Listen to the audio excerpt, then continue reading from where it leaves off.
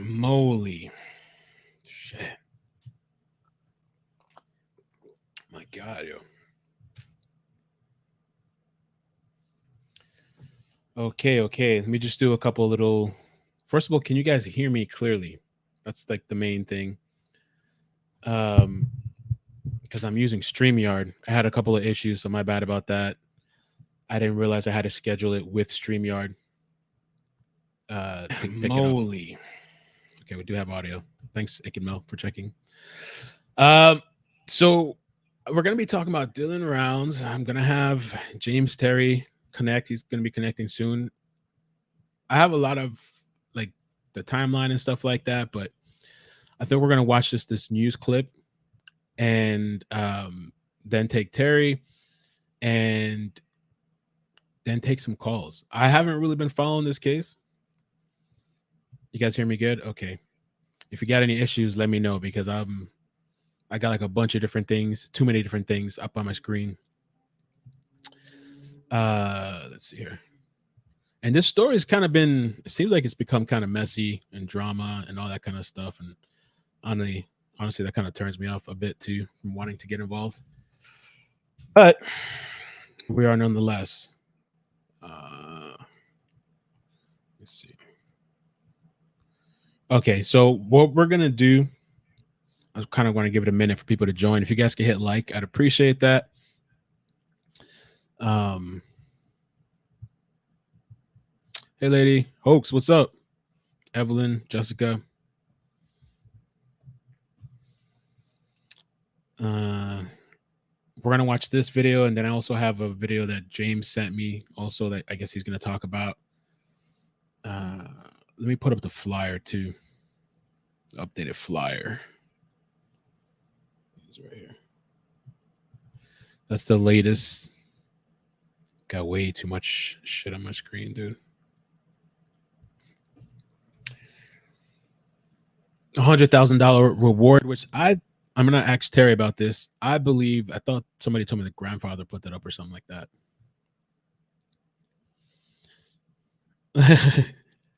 You can't make me touch that like button. Come on, pretty please.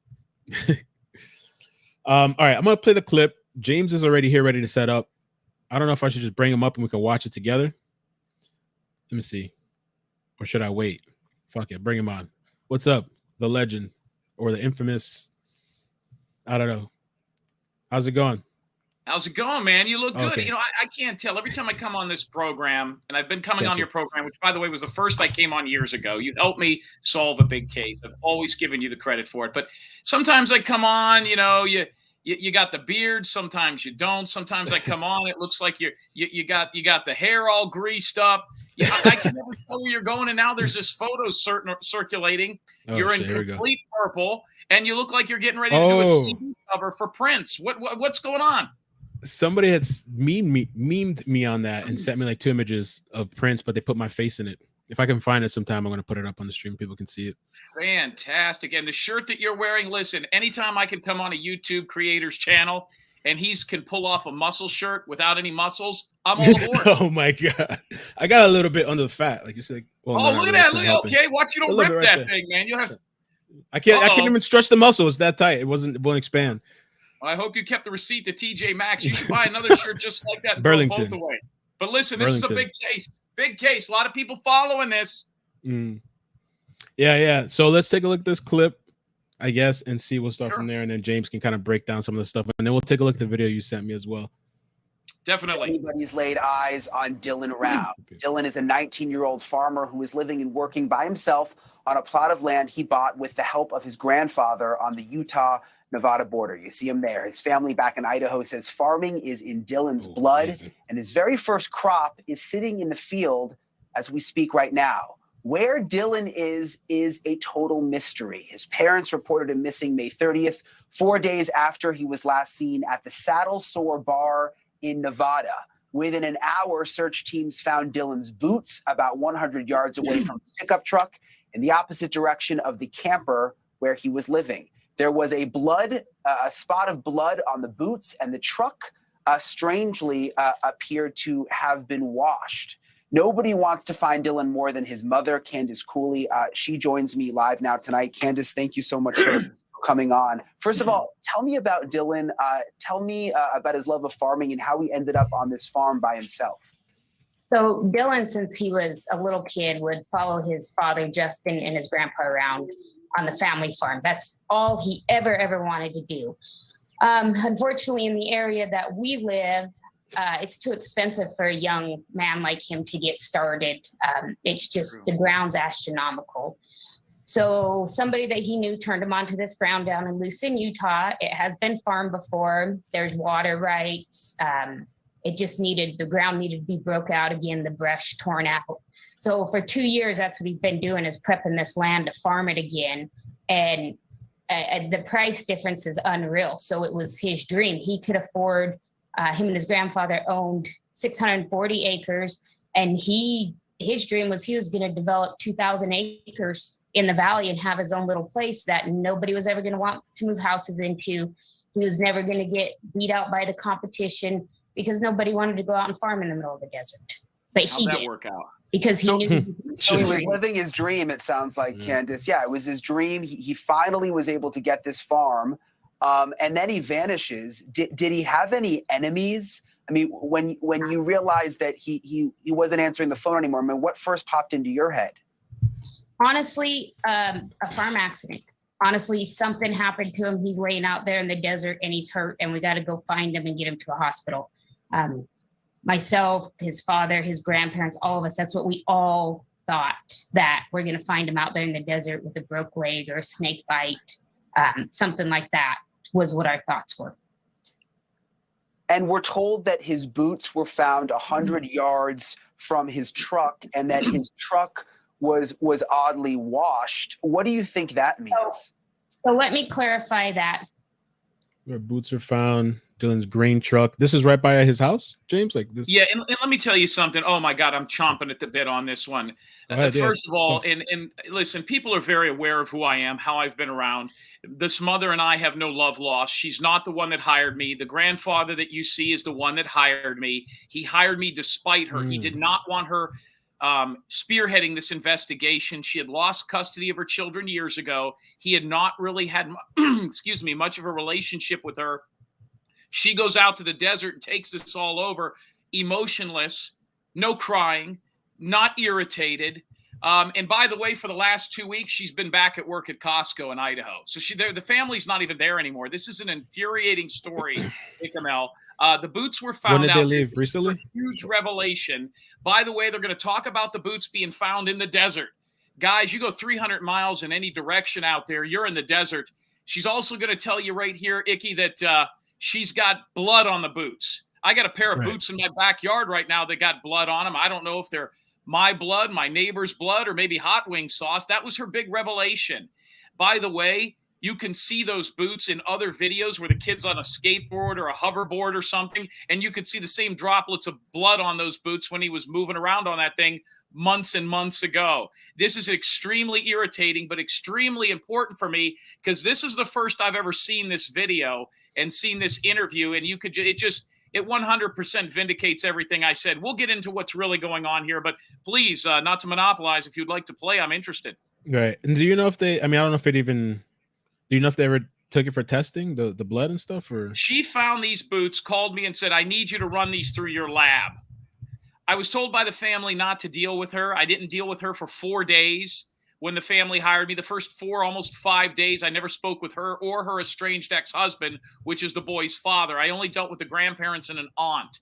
It's very important to mention, too, race and religion has something to do with almost every missing person's case I've ever been in. You look at these people, you say they're white folks. Well, yeah, they're Mormons. And that plays a big part in this disappearance. By the way, I'm already going to object to something she said, because she's already making excuses as to why they put this kid out there in the desert. For all your listeners, Icky, there's 200 people in this town. Of the 200 people that are in this town, 74 on paper are registered perverts. They're registered sex offenders. which means they bought this land cheap out there for him to farm. He wanted to have up to 2,000 acres. And I don't know if it was 300 or 600 what they bought him, because land in Idaho was too expensive. I looked at farms last night to buy one to see what it would cost. I found farms in Idaho Falls where the family lives, 50, 60 acres, for a couple of $100,000. So, yeah, if you wanted a 600-acre farm, but the kid was 17 when he went out there. So let's be very honest and open here. You're putting a 17-year-old in the desert in an area that hasn't been farmed in years with 74 out of 200 registered sex offenders, and he's a teenager. Most parents are scared to send their kids away to band camp or to college, and they're putting this kid in a meat grinder out there. The grandparents hire me. They knew what they were getting into, and what I found was astonishing.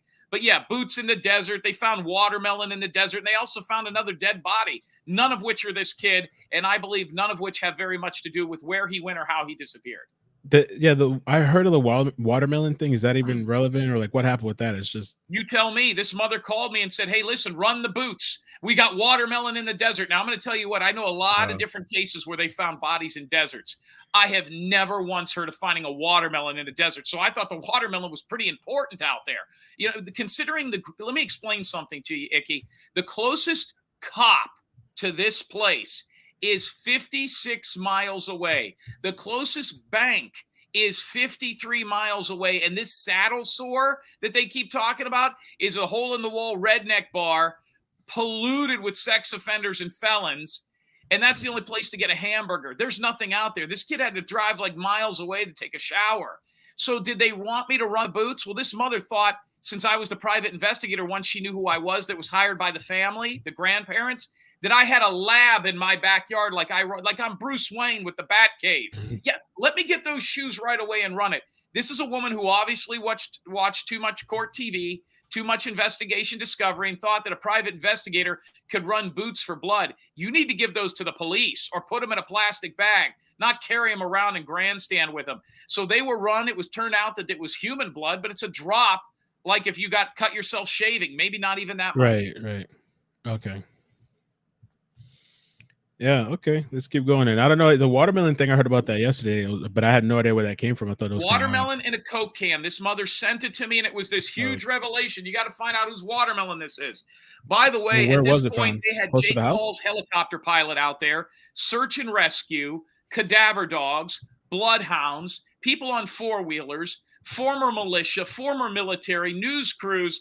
My job was never to go out there. My job was to gather information aside from this mother for the grandparents who just did not want to get all their information straight from her. Interesting. Okay. All right, let's keep going then. It's a mess. It seems like a whole freaking mess. And I guess we'll get into that too. Like what happened or how did everything fall apart. Let's just finish this clip. So it was Dylan's grain truck, not his pickup truck. So in that picture, his grain truck was it was inside that shed, and the boots were back behind it where that dirt mound is. His camper is 5.5 miles in the other direction where his pivot and his irrigation pond and all of his other stuff is. So his pickup truck was what was washed, not the grain truck.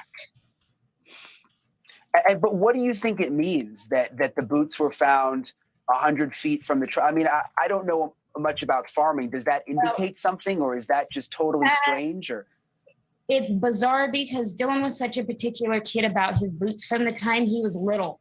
I'm talking from the time this kid was 3-4 years old. For years, I'd have to go onto Amazon and find the exact same pair of boots when he grew out of one.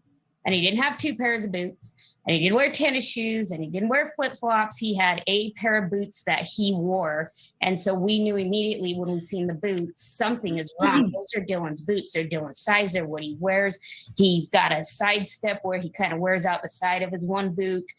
He doesn't put his pants over him a lot, so the tops of them are shrugged down. I mean, they were Dylan's boots. So are there any leads, Candice? Are police giving you any information? And is there a person of interest? Has there been any progress? So since the FBI got involved the week of the 14th, there's been a lot of progress that we can't release. Nothing that's giving us a direction, but stuff is finally starting to happen. From the time Dylan's boots were found, from the time his key fob was missing, his pickup we noticed was washed. Nothing was done to treat this as anything more than a kid walked out into the desert without his boots. I mean, literally nothing. There was no fingerprinting. There was no processing of any scenes, his camper, his pickup, his boots, his grain truck, nothing was done. The search yeah, you mentioned that. I mean, the only reason I knew about this is because so many people on Twitter said, you've got to do this story. It's not getting enough attention. Do you think law enforcement dropped the ball in the beginning?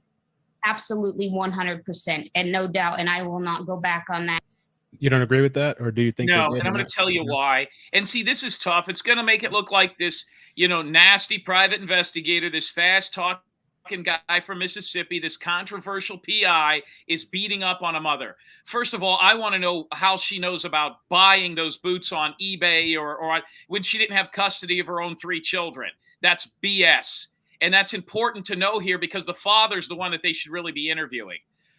There was tons of information given to the family by me, information that's now verified and took weeks to come out. And weeks after, the family no longer wanted me on the case, after they no longer wanted me to deal with it. And we'll get into that. A missing person, Icky, is not a crime. You can get up right now and move to Montreal, move back to Montreal, where your birth home, where you were raised, where you learned to speak French Canadian. And it's not a crime. People will look for you. It's a missing persons case. But if there's not a large amount of blood, if there's not a crime scene, if it's not somebody with a mental illness that says, I'm going to kill myself and other people, if you just get up and leave, it's not a crime. So the cops are 53 miles away. They come out there, they see all this going on, and they're like, well, and believe me, they knew a little bit more about this kid's lifestyle than the family. They knew who the type of kid he was. They knew the family's background. And they says, well, he could have just left. Now, we know better. We all know something bad happened here. But it's not what you know, it's what you can prove. They say it in movies. So no, the cops did exactly what they were supposed to do, and the grandparents did what they were supposed to do. They rallied the troops, hired a private investigator. It was what the private investigator found that turns this thing into a whole nother direction and has since been vindicated. So no, I mean, where's the crime? You tell me at this point, where's the crime? What do the cops need to be looking into this for? Any of our family members and close friends who've been close in the case will support us right along with that. When Box Elder County came out, they came out Monday, May 30th, got there approximately between 4 and 5. I really wasn't keeping good records at that time. None of us were. They left after dark, and they did a good job. Don't get me wrong, especially volunteers, they did a good job. But by the next day, when they come out and the sheriffs and everybody came back out, it was around 2, 3 in the afternoon. They called it. They literally left our family out in the desert to figure out what happened. Oh my gosh. They called it and left. We did not have another search and rescue team out there until Friday, which would have been the 3rd, and that was Weber County. And then from there, they left us again. Saturday, June 4th, we had about 250 people out there from the public and close friends and family helping us. We had no guidance from Box Elder. We had no help. We had one person from the sheriff's office out there for about an hour and a half, and he left. They left us. Yeah, I mean, that's so disturbing. That's so disturbing to hear. I talked to that guy. Oh, you did? Yeah, you know what he told me? We're not bringing our sheriff's department out there and being bossed around by this lady. We explained to her that if you have something or a direction for us to look, cops are not search and rescue people.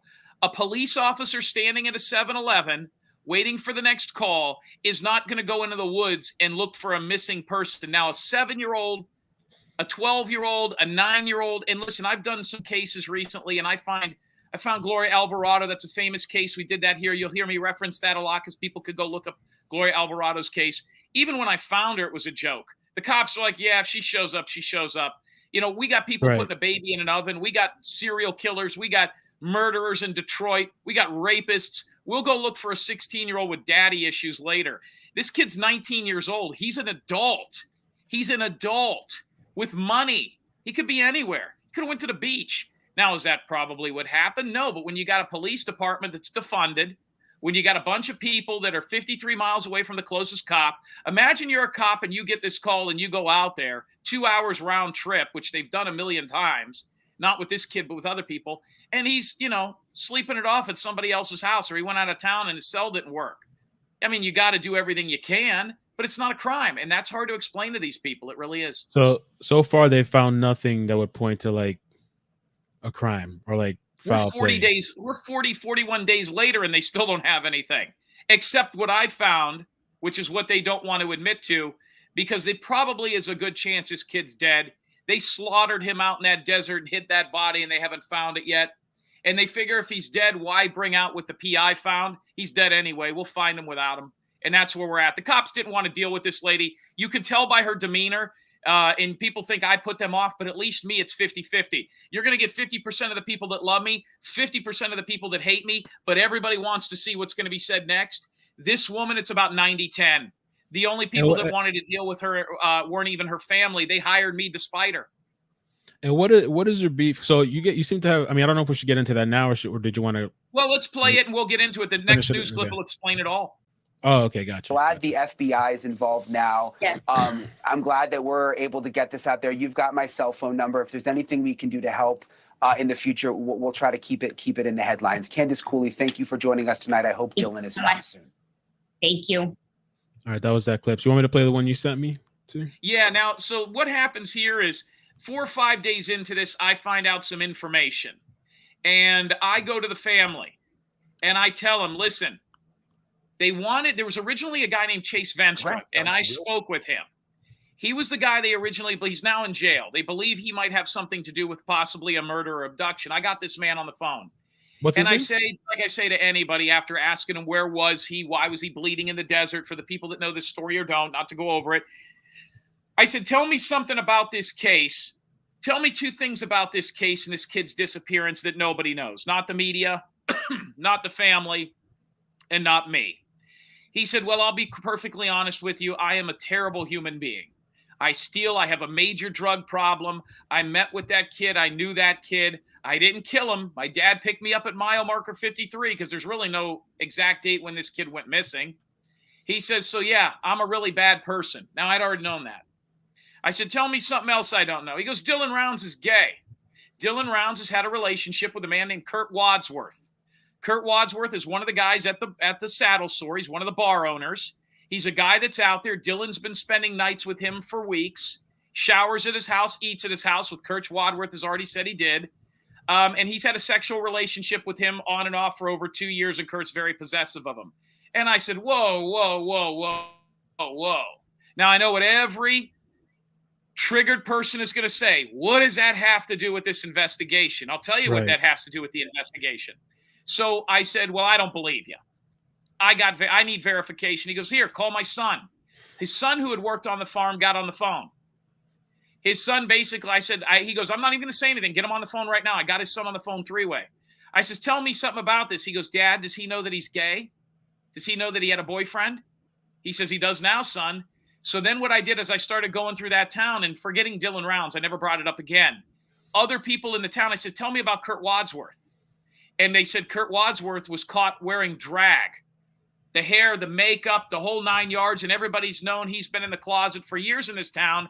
His brothers are registered sex offenders. They've also captured people in the desert and been convicted of it. And he has molested and been with men for years. And this boy was 17 when he first went out there. Allegedly. Yeah. Allegedly. Well, I called Kurt Wadsworth, and him and I had a very interesting talk. So now I'm going to go back to the grandparents, who, by the way, are devout Mormons. They are as high up in that church in Idaho Falls as it gets. And that's the next part of the conversation. And I called them with their aunt. I says, we got to talk. We got to get the parents on the phone. I says, for 2 days, I've been chasing down a rumor, and I can't find anybody that says it's not true. And they said, what's the rumor? And here's how I put it to them. I says, well, before I tell you what I'm finding, there was also something else with what was called a militia group, or maybe even a vigilante group, that he was going around with this same group of men in the desert and policing the desert. I says, well, before I ask you any questions, I says, I want to pepper you with a few things. Where's all his friends in school? Kid goes missing, good-looking kid like this. He's got money. His family's well-known. Where's his friends? He didn't have any friends. He dropped out of high school as a freshman. Okay. When'd you put him on that desert? 2 years ago. But and why isn't the parents talking to me? Why don't you want me talking to that mother or that father? They said the mother's a whack job. She's estranged from the family. She is an attention whore. She wants cameras. She wants limelight. This is the grandparents that hired me that told me this, and the aunt. They said, the reason we don't want you dealing with her is we want to know what you find out outside of her agenda. Plus, she owes close to $2.6 million in lawsuits and liens from people around the country. She's robbed and ripped, and those court papers are out there, so this isn't alleged. She's robbed and defrauded people for years, close to $2.6 million. Now, the $2.6 million worth of defrauded people in court cases are all out there. Those people have called shows with me on them. I've played their audio, so that's verified. And I says, whoa, the mother owes that kind of money to what type of people? Well, were they mobsters? If they said the father owed it in gambling debt, you'd be interested. I says, but why aren't we talking? Where's his friends? They said, well, that's another thing. We bought this farm in the desert for this young man without the parents' knowledge. And I says, well, how could the parents not know you bought a farm out there? They said, we didn't let them know until he was already out there, and we bought it after he dropped out of school freshman year. So I thought that was, and I says, okay, did he ever go to prom? No. Homecoming? No. Does he have any girlfriends? No. You ever talk about girls? No. Well, he's 19 years old. He's a good-looking kid. Why not? He just was never interested in girls. All he cared about was farming. So what I wanted them to say was, well, he had a girlfriend in 8th grade, or he went to homecoming. Nothing. I said, well, tell me about his friends. They showed me pictures of his friends. 2 of the 3 friends were out and out openly gay. They were in men-on-men relationships. I says, okay. I mean, I got a buddy in Vegas. I call him Gay Mario. So I said, okay, so he's got 2 buddies that are gay. That doesn't mean he's gay, right? I was more upset with the fact that the guy that he might be dating, not that he was gay, that he was 60 years old, and had a family that were convicted rapists and pedophiles. And I says, okay, how about the 3rd friend? The 3rd friend that he hung around with, went to his house, cut his grass, slept in tents with him, and went fishing, was Uncle Ron. I says, oh, well, Uncle Ron's related to the family. How do I reach this man? Well, Uncle Ron is really not his uncle. It's a friend of the family that he has been going and sleeping in tents with since he was a little kid. And now I'm like, they're not letting me out of this. They said, Jim, what are you getting at? I says, your son's, there's a very good possibility he was in a relationship with Kurt Wadsworth. And they said, you do realize we're Mormon? And I said, no, what does that mean? They said, where we're at in the church and with what we are, that's as big a sin as anything. And I didn't know that at the time. Now we continue to go over and down these tracks to try to cancel this. So now my job over the next couple of days became proving that this kid wasn't gay. And everybody says, well, can you prove he's gay? And I said, yeah, right after you prove he's straight. Since then, men have come out with the shopping around videotapes of Tyler Feller's show and other men that have met him on websites called Grindr. Now, what does this have to do with the missing person, right? That's what you want to know. What does this have to do with finding him? Okay. If the family doesn't know he's gay, what else don't they know he's into? Maybe he's running drugs. Maybe he's into meth. Maybe he's, and by the way, some of these men are coming from other countries. Maybe he left the country. If you didn't know that about his lifestyle, what else didn't you know? Maybe there's a guy out there was somebody got jealous. Maybe they killed him because he was dating this guy and another guy came in. Maybe they killed him because they don't like homosexuals in that part of the country or in that town. There could be a lot of reasons that's important. It wasn't an issue talking about that with the family behind closed doors. And for 3 days after we talked to the parent. So now I tell the mother, and the mother goes, well, I want you to run these boots. I want you to look at these license plates. I want you to look at this man and look up these kids and do this. And I said, ma'am, I don't work for you. Like now we've got the mom and the dad was super cool. He just wanted to find his kid. The mom wanted all of a sudden take charge of me. I called the parents and I says, what do you want to do? I says, we need to get them all. And that was the famous audio tape that they released with me and the family where I said, there's a man in town who is related. He is the brother of the man he's dating. And he's got nail marks up and down his arms. Go get a picture and ask Kurt Wadsworth, the man I believe he was having a sexual relationship with, to see his phone. If his boyfriend's phone has information on there, it'll still be on there. If he won't show it to you, that'll be interesting. And if he's deleted it, will be interesting. They wouldn't do that. They didn't talk to me for 3 days. I started doing my media tour and they lost their shit. Once it became public that there was a possibility that this kid was in a relationship with that 60-year-old man whose family were pedophiles, this family went mau. And that's what you'll see next. That's a lot to take in. And so you think that this has to do with his sexuality? You're saying no, but they wouldn't let me cross it off of it. They wouldn't let me cross it off. I got to be able to eliminate things. So what, like, well, and I've mentioned this on other shows, and this irritates people. Who's the first person everybody looked at in the Gabby Petito case? The boyfriend. Why? Because they were lovers and stuff. So I mean, they were okay. in Well, a the first relationship. person I wanted to look into was his boyfriend. Because they were lovers and stuff. So when you spoke to this guy, Kurt, he told you Kurt admitted it too, or no? When you spoke to the Wadsworth guy. So, well, play this and then we'll get into what Kurt said, if you don't mind, because I'll wrap it all up with you. Okay. I'm trying to figure my life out here. The most simplest app I don't know how to fucking use. All right, here we go. Look at your shoulders, dude. What are you doing? Push-ups? I do push-ups. I was 277 and then I dropped to 228. So I've just been like grinding hard, but I still got quite a bit to go. You're not going to be able to back your car into traffic. You keep working your shoulders. I'm trying to fit into this shirt. I'm getting smaller sizes. Hey, by the way, Ikemel, what does this say right down here? Just I can't read that. I don't have my glasses. That says, can I do a bigger screen? Oh, no. How do I do this shit? I don't fucking know. It says paypal.me/Jim Terry PI. Yeah. And that's where people can send Chihuahua rescue. Chihuahua rescue? And all right, let's try out the video. Yeah, Pomeranians. Pomeranians are the most abused animal under 5 pounds. Thank you. Is that for real? No, I just made it up, but you thought it was real. Go ahead, let's watch. I was going to have them look it up. Do you know this guy? No. Oh, okay. Who's this guy? I just thought he was like I heard he was your cousin. I don't know. You guys. The grandparents of Dylan Rounds hired this private investigator to help find him, but his theories aren't going well with the family. No matter what the scenario is, it involves 2 people and 2 bits of evidence. That's Doug right there. Right? Okay. The family. No matter what the scenario is, it involves 2 people and 2 bits of evidence. That's just been an absolute mess. And that's why I went public with the phone conversations. Dylan Rounds' mother is upset with a private investigator who was hired by Dylan's grandparents in Idaho. He was paid to find out what happened to Dylan, who was last heard from May 28th. That investigator, James Terry, has gone on several YouTube channels and radio talk shows expressing his theories behind Dylan's disappearance. Look at that tan. Details of this case, which I was verified on finally last night by several callers on radio shows, have now vindicated me from some of the things I was saying. Terry claimed Dylan got involved with the wrong crowd in the town of Montello, Nevada. The community of 50 people is about 30 miles from the nearby town of Lucin on the Utah side of the border. Dylan's farm is on the outskirts of Lucin. When his family arrived on Memorial Day weekend, it was abandoned. His boots were found a short distance from his farm property. Those boots are now being analyzed. Box Elder County Sheriff's Office is now calling it a missing persons criminal investigation, and the FBI has also joined the investigation. But the social media chatter by the private investigator has Dylan's family cutting ties with him.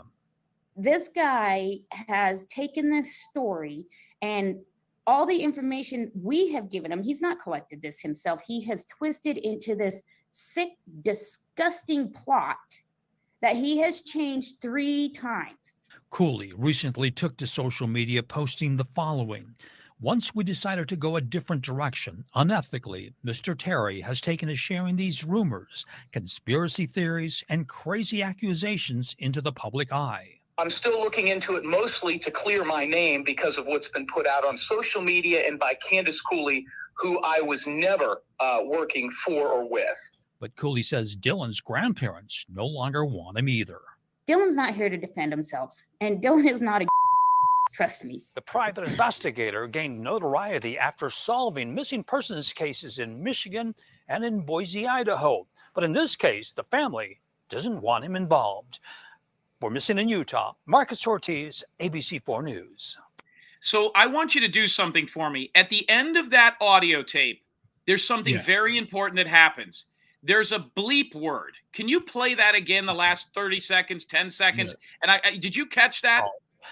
I've heard several people reference this. I've never heard it myself. This is the first time, but I've heard people reference it. This is very important for all these people that think I'm a homophobe or I don't like gay folk. You know, after this case, I may become gay, just to let you know. Go ahead. But Cooley says Dylan's grandparents no longer want him either. Dylan's not here to defend himself, and Dylan is not a trust me. Oh, the word that I talked to a couple of production people that filmed this. You want to know what the word was? What? faggot. Don't say. Sorry, guys, I'm blow tree. Oh, I'm sorry. That was the word. I had a feeling YouTube hates that word. Oh, I know. Well, hey, listen. For YouTube, it's like it's almost like the N word. For YouTube, it's like the N word. How do you say it without saying it? Shit. I mean, maybe spell it. Okay. So with that though, I see somebody in the comment section too. They're saying they heard it was, she said cross dresser, but I don't know. That was a cross dresser is a lot longer than so the F word, right? You just screamed when I said that F word, right? And it wasn't right. fuck. Okay. Right. So they beeped out cross dresser. Since they haven't that's beeped true. out cross dresser that's true. since Why would the they? 70s. Yeah, it wasn't cross dresser. It wasn't. No, the F word's more offensive. I'm sorry, guys. Yeah, that was the word that was used. I mean, I can reference the word that's used. If people are that triggered, that's their own problem. But I'm telling you right here, that was the word that was used. Don't Twitch. Oh yeah, Twitch. You can't say that word. Twitch. You get they telling me delete the stream on Twitch. Twitch is like crazy, man. Like they're super like nuts over there. Who's Twitch? Is that one of your? That's another bots platform. That's another platform I'm streaming on. But the Twitch people are telling me delete. Is that confirm it from 2K? Hit me up on Discord. I didn't know. You're fine. I didn't know that I couldn't say that to reference it. I don't really. Twitch is I just started Twitch. It's okay, but yeah. But anyway, you don't. So the mother. You don't bleep out gay cross-dresser. You don't bleep that out. There's no reason to. Why even put it in the interview?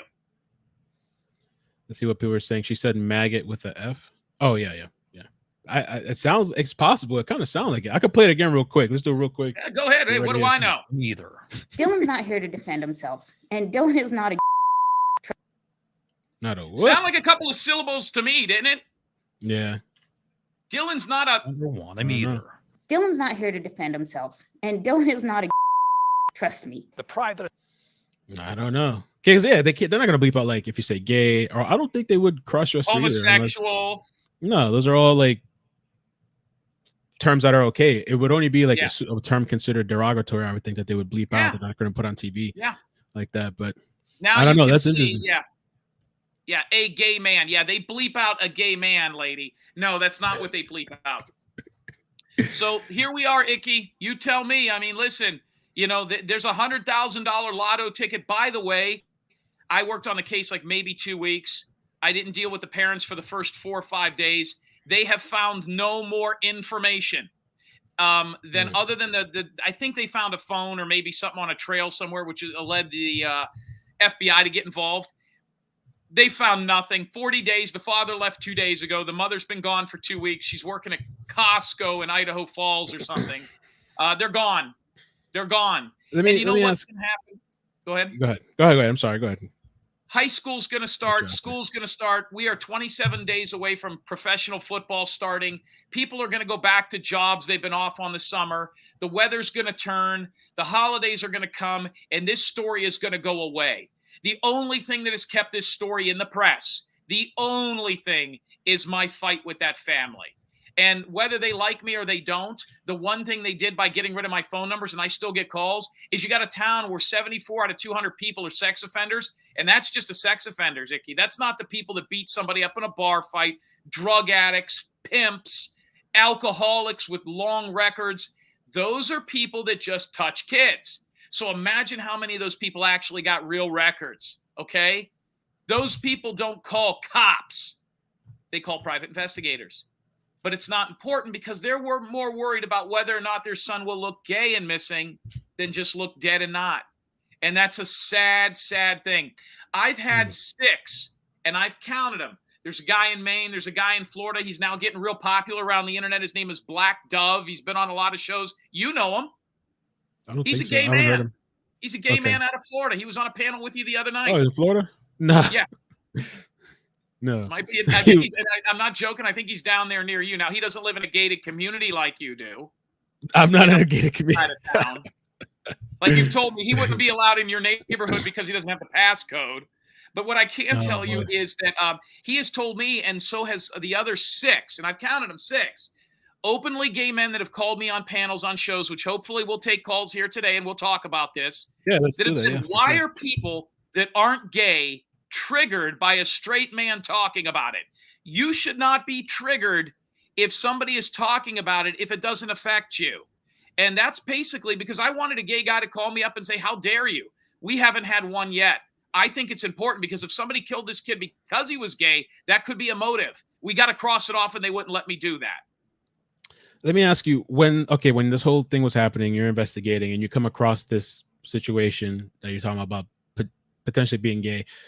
So did you go public with that, or is this just something at first you were dealing with the family? You weren't like talking about it, like putting it out there? No, talked to Chase, didn't believe him. 2 days later, talked to the grandparents. Who's Chase again? Chase Venstra is the guy that originally they believed killed him or had something to do with his disappearance. They were looking for him for 3 days. I was the first one to talk to him on the phone through his parents. I got on the phone to try to cross him off. He's now in jail. I promise he has something to do with this. So I didn't believe him. I didn't believe his son at first. That was the first 10 minutes of the investigation. I didn't believe the people in town for 2 days, and then it got to be 3 days. Then it got to be 4 days, and I said, we got to tell the parents. Then we told the parents, and it was another 6 to 10 days of looking into that and other things. There was a vigilante group with this group of dudes, these pedophiles and his boyfriend and him, that were going around policing that town, holding people up, putting guns in their faces because those people called me, people camping and hunting out there. So that was another thing we looked into too, plus the watermelon and the shoes. And they didn't talk to me for 3 days. 3 days I couldn't get them on the phone, and I begged them to all get on the phone with me. That's when Candice Cooley got on the phone with me, recorded the phone call. I thought the scratch marks on the guy that I believed he was in a relationship with's brother's arm, who, by the way, is a registered felon, registered sex offender. Thought that was pretty important. They didn't. Then so it took about 10, 11 days before I was going to go public anyway. And it was part of the conversation, not all of the conversation. And they hired an attorney. They have since tried to give me a cease and desist order, which I've never received. And that's been dealt with on other channels as well by a law firm with a P.O. box and a lawyer that isn't even really practicing anymore and does his business through a paralegal, which I've tried to reach out to and nobody could get a hold of. So there's a lot of things that happened, Icky, before I ever went public with this.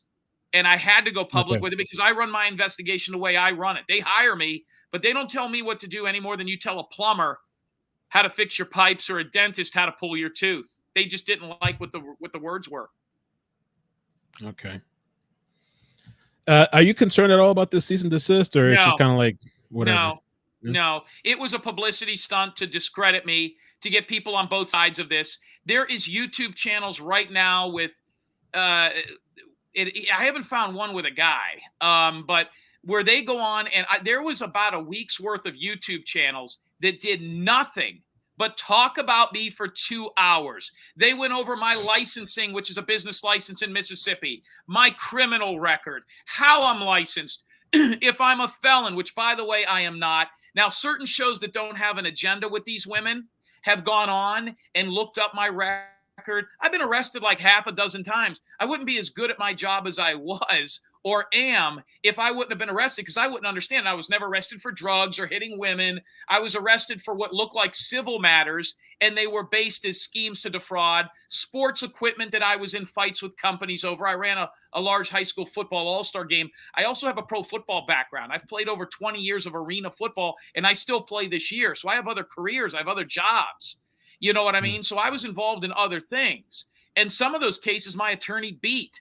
So they went on and said I was a felon and that I didn't live in Mississippi. Now, right now, I'm currently sitting in Tennessee, but Mississippi is where I've conducted my business. I've never conducted business as a PI, even though that's where I got my education at Hillsborough Community College and had an intern license. I opened my business up. I'm not dealing with any cases in Florida. And no matter where in the country I am, because of my business license in Mississippi, I can practice. We talked about this on your show like 2 years ago. Right. But these women want to glom on to a guy who, by the way, I was told increases their YouTube percentage 20%. Analytics say if my name is mentioned in the title, their numbers jump 20%. They're scared to have me on the show. They're terrified because I've chopped them up before. So they get on here and they get on there with their panel of frustrated women who hate their own vagina and they talk crap.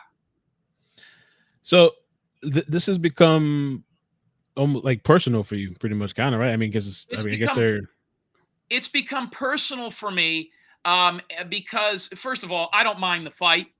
It's kept the case out there. My business is through the roof. I'm averaging 3 to 5 phone calls a day with people wanting to hire me, and not even for missing persons. Hey, can you find out if my husband really played football at Ohio State? Like, he's been saying this for years and I can't find a photo. Hey, was my husband really a Navy SEAL? I'm trying to find my high school sweetheart, all kinds of stuff. I mean, I've solved 3 cases and not like this. Just in the last 48 hours, they were small, and it's been phenomenal. It's been great for my business. Now, do I have a section of my business now where if you Google me, but nobody that says that anything negative about me will come on these shows and talk one-on-one. They won't come on these shows and go one-on-one with me. Mm-hmm. They'll hide behind fake avatars. They'll hide behind a bunch of lipstick. They'll hide behind weird nicknames and scream at my father's business in Florida and not have the guts to do it to my face or do it on a show like yours. So I'll take what I can get. Why were they at your dad? I think I heard something about that. Why were people at your dad's business? So some guy so my father has a security system at his business. He owns a music store in Florida. Oh, when I signed up for my private investigating license, which is a business license in Mississippi way back in 2018, I was playing arena football and I was on the road. I was in Johnstown, Pennsylvania, or Hartford, Connecticut. I don't remember. I signed up for the license and I needed a place to send the license. I'm on the road playing pro football. I was on ESPN that night. I couldn't have it sent to a football team. So what I did was, and you can't send it to a P.O. box, and I didn't own any property in Mississippi. Sorry about that. Go ahead. So I didn't own any property in Mississippi. So what I did was I went ahead and I had it sent to our family business in case it needed to be signed for. My father's owned a music store and a piece of property down there that had an office in the back, and I had it sent there. That's on my business license. So the reason that everybody was up in arms and they sent it there is because my they Googled it because the letter was out in the press. No, none of the press ever called me about the letter. I've never received it. My father's business, who has the same name as me, he's James Terry, James Edward, I'm James Michael. So people started showing up to his business. My father calls me Saturday night on the holiday weekend and says some moron with a camera is running around the property with shorts on with a shirt that says press. He goes, do you know anything about this? And I said, no. I look at this guy. I thought he was a special needs adult.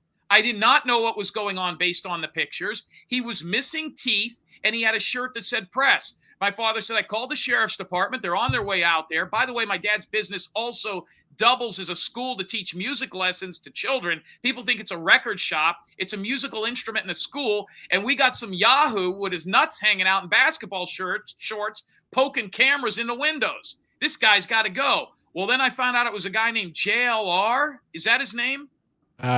Maybe not. I don't know. Yeah, well, piss on him. By the way, I've offered him I've got $5,000 cash.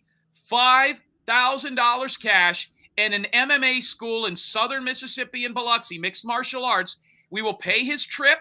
We will pay his housing. Won't pay his hospital bills. If he'll produce himself in Biloxi, Mississippi, and go 3 rounds in an amateur cage fight with me in Biloxi, Mississippi, and we'll stream it on one of these channels. Guess what? He's never called. I guess he'd you already put it out there? Construction sites. Oh, you put it out there already. Oh, I thought this was the first time. I thought you were doing it right now. No, we haven't heard from him. No, hey, come on. We're the same age. If he can pass a physical, let's get in the cage. We'll stream it. We'll do it for my Pomeranian rescue. How about that? Ickamel? Now I know what you wanted. You told me off the air you wanted it to be some sort of a mud wrestling competition. I won't do that. No, man. No, okay. I don't do that to you. Is mud wrestling let's. I don't know. Yeah. Probably not. No, I'm sure it's fun. I'm going to open the lines. Let's put up the phone number out. Let's start with lines first. And so I set it up so you should be able to hear them, and they should be able to hear you. Can I tell your listeners something that you've failed to do yet again? If you like what you see here and you're new to this channel, I would like you to like and subscribe. You'll get on-time notifications on one of the best podcasts, one of the best YouTube channels in the nation, a channel that has actually solved cases, a channel that actually gives people a voice, and a man that's a pillar of his community. So I honestly thought you were going to plug. Subscribe and like. Thank you. That's really nice of you. I appreciate it. I thought you were plugging in PayPal. I was like, oh, here we go. You should plug it. Go ahead. I mean, it's there. Well, it looks like it's right here. I could see it. It's really bright. All right, so yeah, let's do calls. I can also put the link. I just want to be a little careful with that, but I can put the link too if people prefer to use StreamYard. You could just ask questions about the case, or James, any questions for him. If they don't like me, tear me up, but do me one favor. Tell me where you're calling from and stay on the line. We'll go back and forth with them. I don't want them staying on for 6 months. I mean, let's get the question, reply, bounce off of them, and they got to go. We got a call. All right, let's 423. Let's test and see. I want to make sure James can hear it. 423, how you doing? I'm good. How are you? Good. Can you hear it, James, or no? Yeah, I can hear a dog. You probably might want to get that dog taken care of. Okay. I was just wondering, Mr. Terry, I'm from Tennessee too.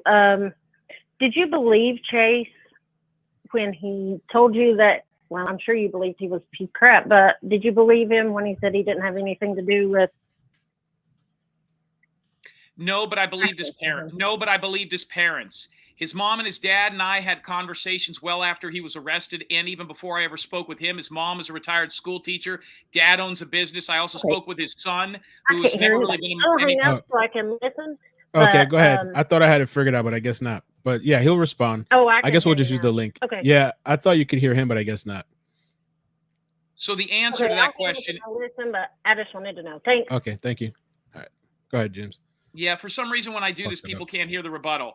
Yeah. No, I mean, yeah, I believed him. I believed his family. I believed him. And in the course of the investigation, I've always had a kind of a top 3, top 5.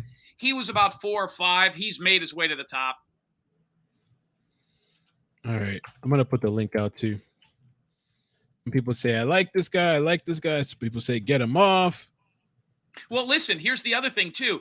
If you want to call me up and go one-on-one, I'll let you crap all over me. Hopefully they can hear we go back and forth. I'll take those calls. The other thing too is you might have a question for a private investigator about something unrelated, maybe something in your life. I'll answer those questions too. But have the guts to call. It's easy to hide behind a fake name and take pot shots at a guy with deer rifles from a million states away. But if you want to talk to me, I'm right here.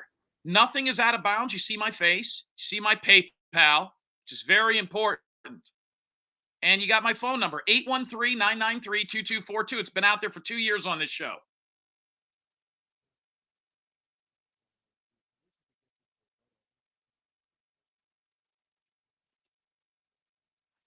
Can't hear.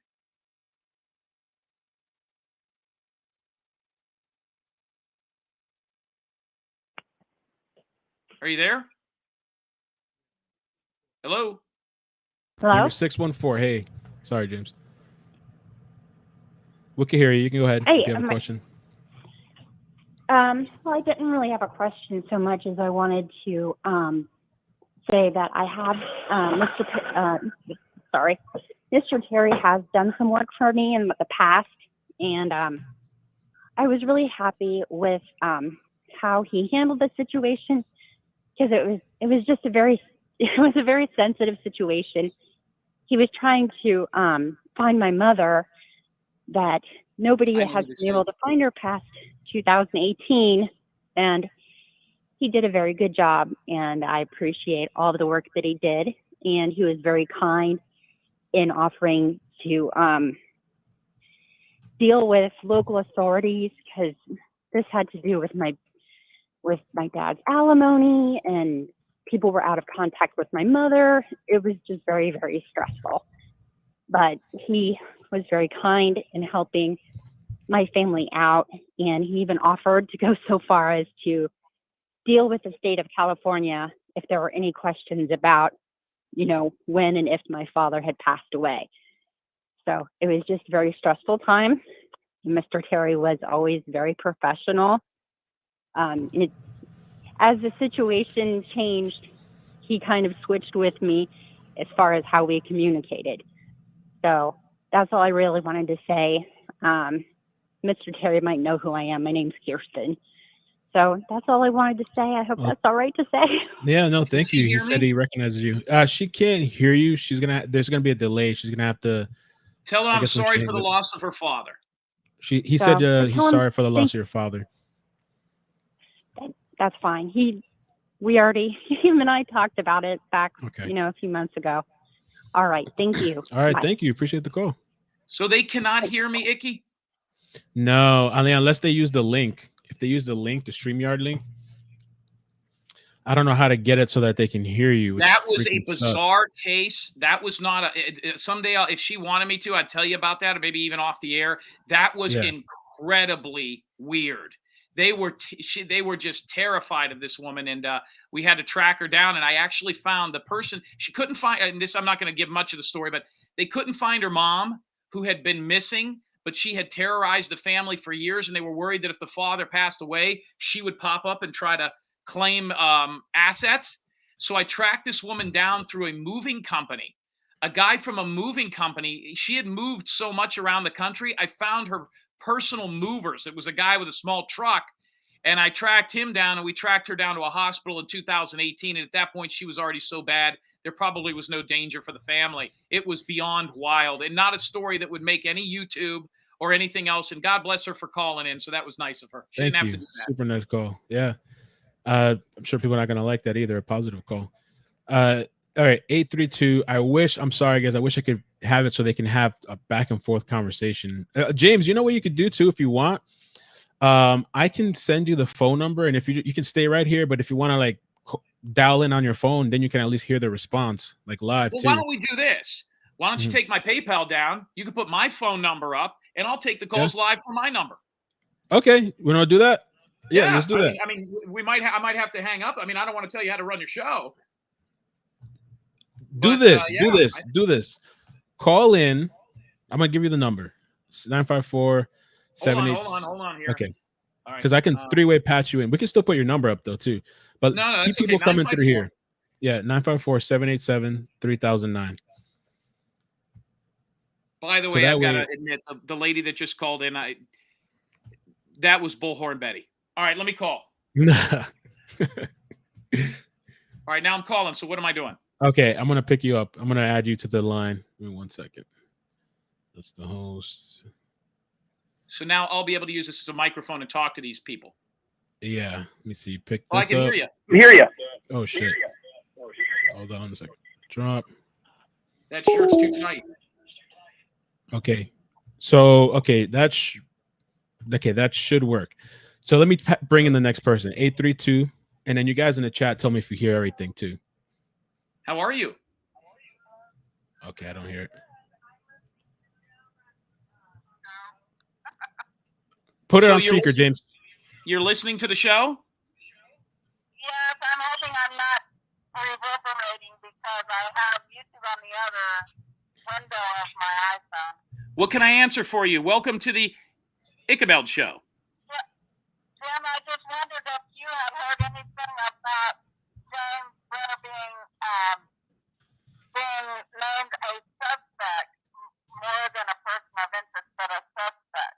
That rumor is out there. Now, I'm not actively working on the case, but that rumor is out there. And yes, that he is definitely going to, I think about 80% of the people involved in this are probably already behind bars. Chase Venstra, the fellow you mentioned, Robert Avelius, there's some people. I think that there's probably going to find out there's 3 or 4, maybe 5 people that know exactly what went on here. And they're putting them in jail because these people already have outstanding warrants. And I believe that once this thing is all said and done, they'll be in jail. They're just waiting to find the body. Okay, I agree with that. And one other thing I'd like to know more about is I wondered if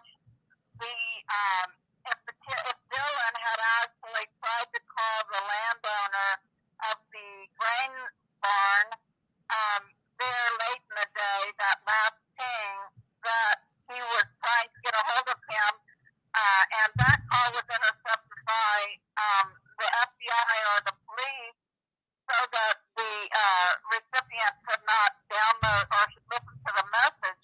And that was told by Kurt to that on the interview from the psychic. Not that the psychic had anything to do with it. It was mostly that Kurt wanted things put out in an interview with her to straighten some of the things out that he thinks are not true. Right. Thank you for the call. So what she's saying is, and I got to get a little bit better speaker on this. I'm going to mess with the. I lost.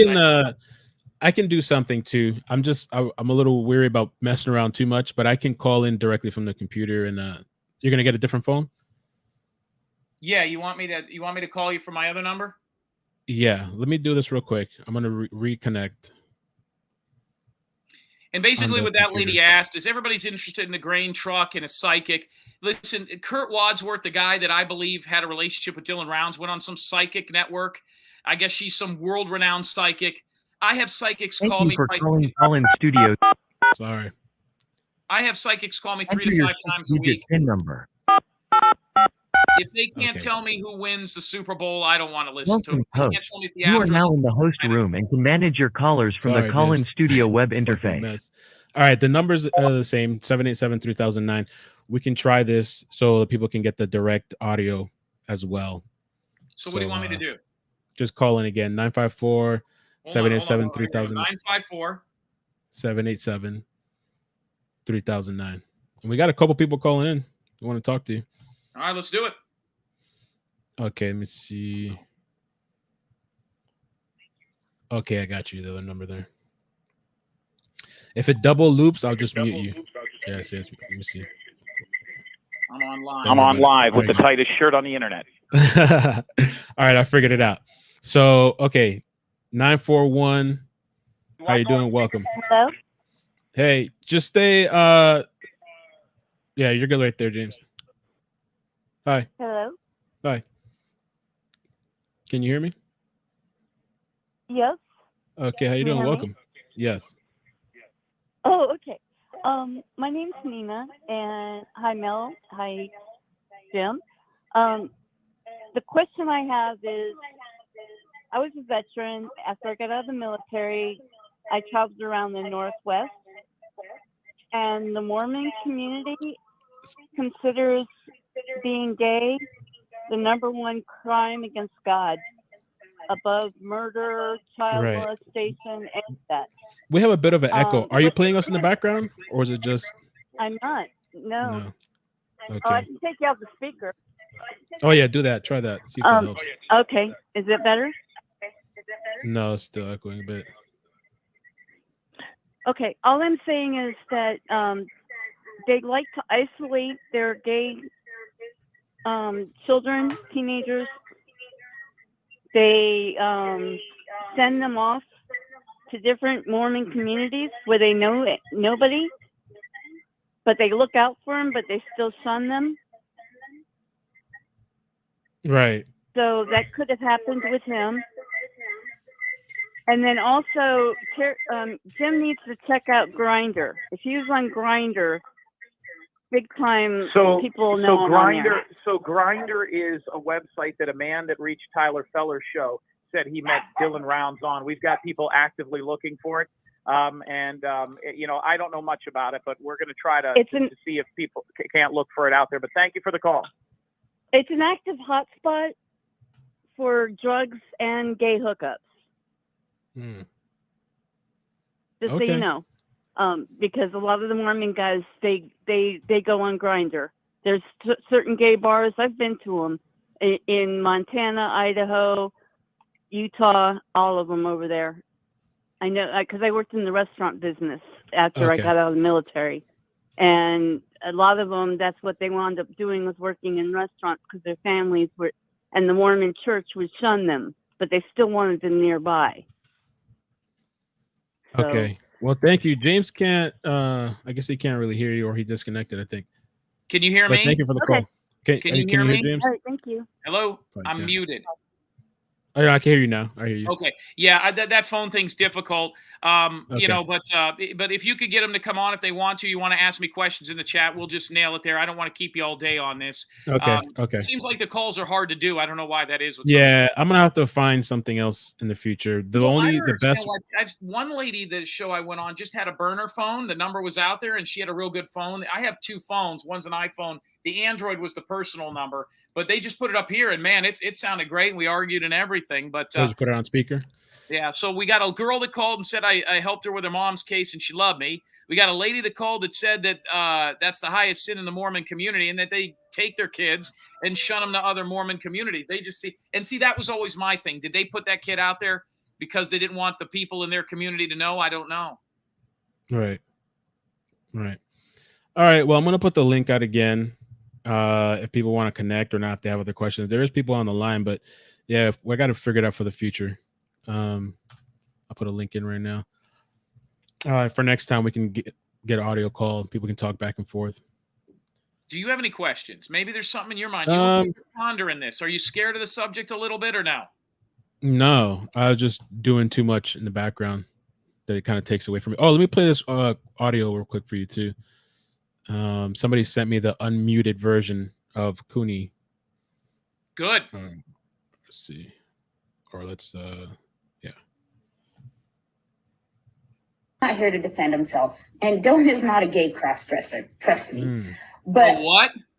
A gay cross-dresser. Dylan's not here to defend himself. Dylan's not here to defend himself. And Dylan is not a gay cross-dresser. Trust me. But who said he was a gay? Well, okay, she didn't say the F. Dylan's not here to defend himself. And Dylan is not a gay cross-dresser. Good. Well, then she didn't use that word. That's fantastic. She's been vindicated. I can tell you that the people that called me said that that's what she said. Why they didn't play that on the show, I don't know, but she's wrong. Even if she didn't use that word, she's still wrong, and she knows it, and she can't prove it any other way. And in the end all be all of this, I think that'll be a major piece as to why what happened to this kid happened. It's a needle in a haystack out there. So I'm glad they finally released it. It only took, 2 weeks. So I'm glad she didn't use that word, and I've got a couple of phone calls to make with people that were at that station. So we'll get to that later. And this neighbor that was arrested. Yeah. Who's that? What's his name? Which one? I mean, you're talking about Jim? Yeah, neighbor arrested on firearms charge. Yeah. I had no knowledge of that guy other than his name. They're arresting a lot of people out there. It's going to be impossible to be there and not be associated with this that close. There's not a lot of people out there. Right. Yeah, and by the way, I never said that her son was a gay cross-dresser. See, she just slipped up right there. The guy he was dating was. The man that he was dating was. She slipped up. Okay. All right. James Brenner, Jim. Yeah, there you go. That's the guy. Who sent this to you, by the way? Candice Cooley? No, this audio. I have a little a research team in the background sometimes that during the lives they'll help me pull out information. Where did they find that at? I would have liked to have had that a couple of weeks ago. That's interesting. I can send you the link to your email. It's on Facebook. The family must have put it out after my comments about it, after I questioned it at first. To clear it up. So let me just go through a little bit before we get out of here.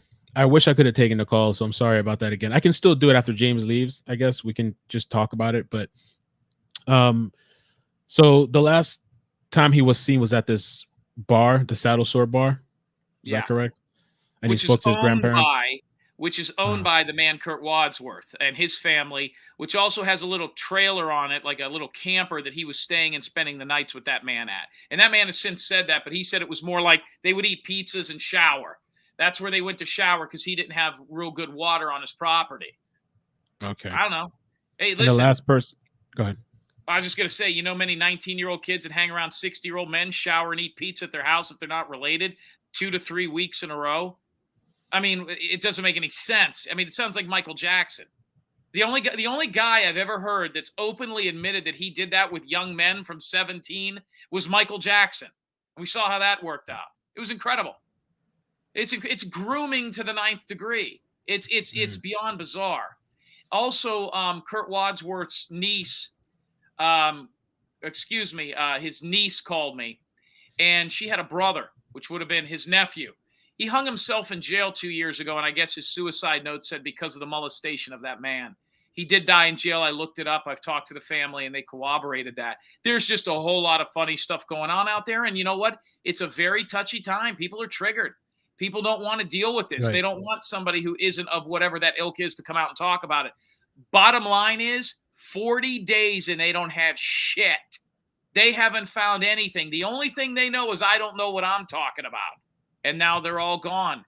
If the FBI or these by the way, 3 YouTube channels that I've dealt with, can I mention them here? Or can I mention one? Go ahead. Yeah. Doug's channel, which is called what? No Thanks investigates. No Thanks has a crew on their way out there to look for this kid. Oh, snap. 2 other channels that I've been on are out there. Now, the parents have bolted, but 3 channels that I'm dealing with, including a man that I've dealt with, and I want to get this out here now because he's not giving me the credit. About 5 days ago, I had a very lengthy conversation with a guy that runs a channel, and I think you're friends with him. And I call him Monster in My Pants. But the name of his channel is Monsters Under the Bed. I gave him exact coordinates days ago to go look at where I think this kid could be. And he's going out there with his drones and stuff. Now, he's called the media, said he's going out there. He never mentioned my name, which is I'm a little irritated with. I thought at this point he would have at least mentioned it because I don't think he wants to mention it because he doesn't want the hatred from the subscribers. But there's 3 different groups that are going out there that I'm actively working with and have talked to. And they wouldn't have gone out there if I wouldn't have kept running my mouth on these shows. So are you still, like, I guess, like unofficially, are you still kind of investigating this, or are you just helping spread the story? No, my phone number's out there. People continue to call me. I continue to go on shows like this. This is a pass-fail business, Icky. Sooner or later, the truth is going to come out. And I'm just sitting back waiting for it. No, somebody asked me the other day, what would I do if the father called me and said, Jim, will you get back on this case? The first thing I'd want is an apology. The second is for the mom to admit that she was wrong. And the third thing would be I'd want to see the Kurt Wadsworth's cell phone records. There's also a possibility this kid had a second cell phone. The guy that came forward to Tyler's channel that I've emailed with and he's emailed with that supposedly went to the FBI agents, he said that Dylan Rounds had a burner phone. That's how he did all his grinder stuff. There was also another website for dudes to meet dudes. It had some kind of weird name. I don't remember it, but people are actively looking for it. Somebody said, does Junior Gill says, does Jim Terry think Dalen is in a mine shaft? Yeah, I think he's probably somewhere stuffed in a hole. And the problem is now it's been so long, another couple of months, they're not going to be able to tell how he was killed unless he was shot in the head. You know, so it is what it is. But like I said, 40-something days later, and the only thing they know is I don't know what I'm talking about. Maybe at some point they're going to have to look into what I said, even if it hurts their religion. Yeah, I've dealt with a case one time like that had to do kind of with Mormon. So the parents are Mormon. Dylan's not Mormon, though, right? Or like his parents are? Well, here's how it was explained to me. The grandparents are Mormon. They couldn't have children. They adopted 2 children who shared the same biological mother. Those 2 children are his aunt and his father, Justin Rounds and Mrs. Wells, who also is the one that hired me. So the Mrs. Wells is very Mormon. Mr. Rounds is not. He's what they call a Jack Mormon, which is kind of like a Lutheran is to a Catholic, I guess. They in turn have had their children. And Justin Rounds, Dylan's dad, had 3 children with the woman that you see here. He was arrested for trying to run her over with a car. This is out there. The paperwork's out there. After she was caught embezzling money from his business and cheating on him with truckers. They separated. Within years, she lost custody of her children because of some nefarious activities, lawsuits, and personal choices with guys, pill issues, and alcohol. It's all out there.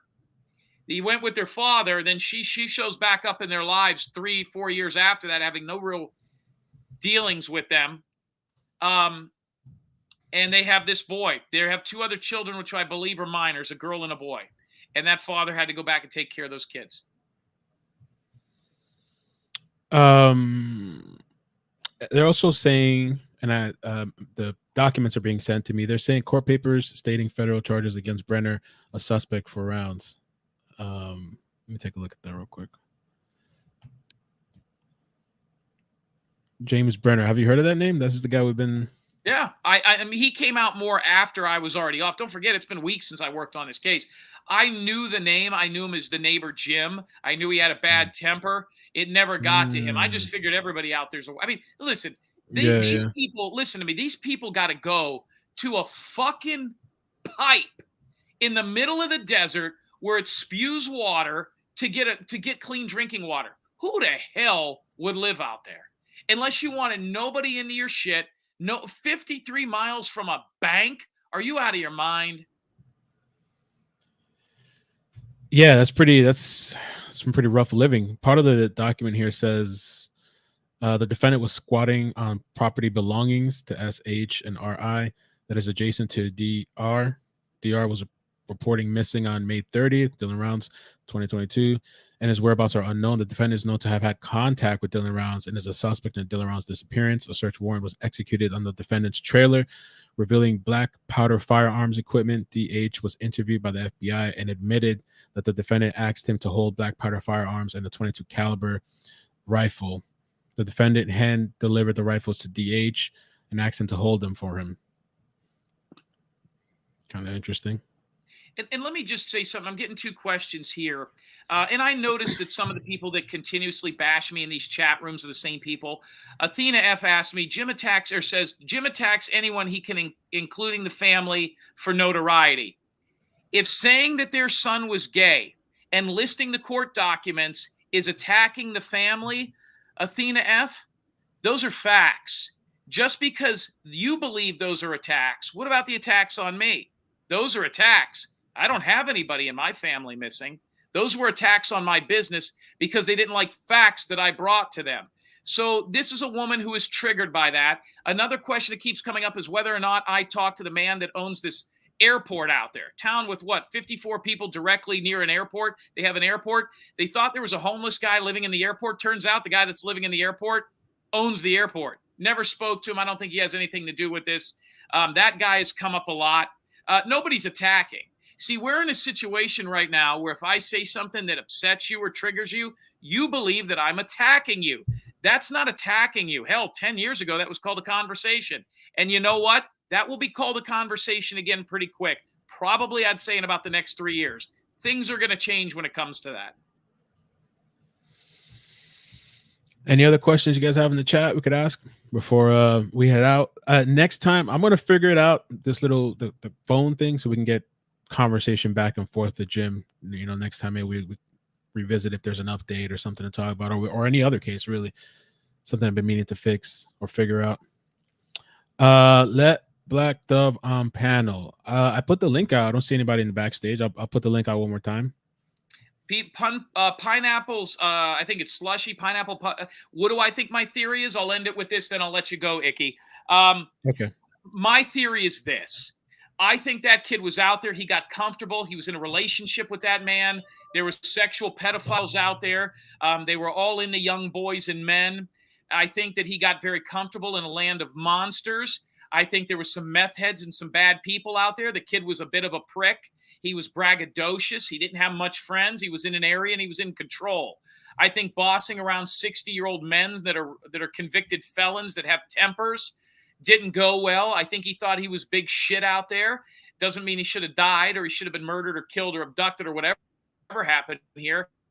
And I think that he went around bragging that he got a $50,000 loan from his grandfather and he had another $30,000. And these monsters out there were so stupid and so drug sick that they slaughtered this kid. They fucking killed him. And they killed him and they put his body in a mine shaft out there and it just hasn't been found yet.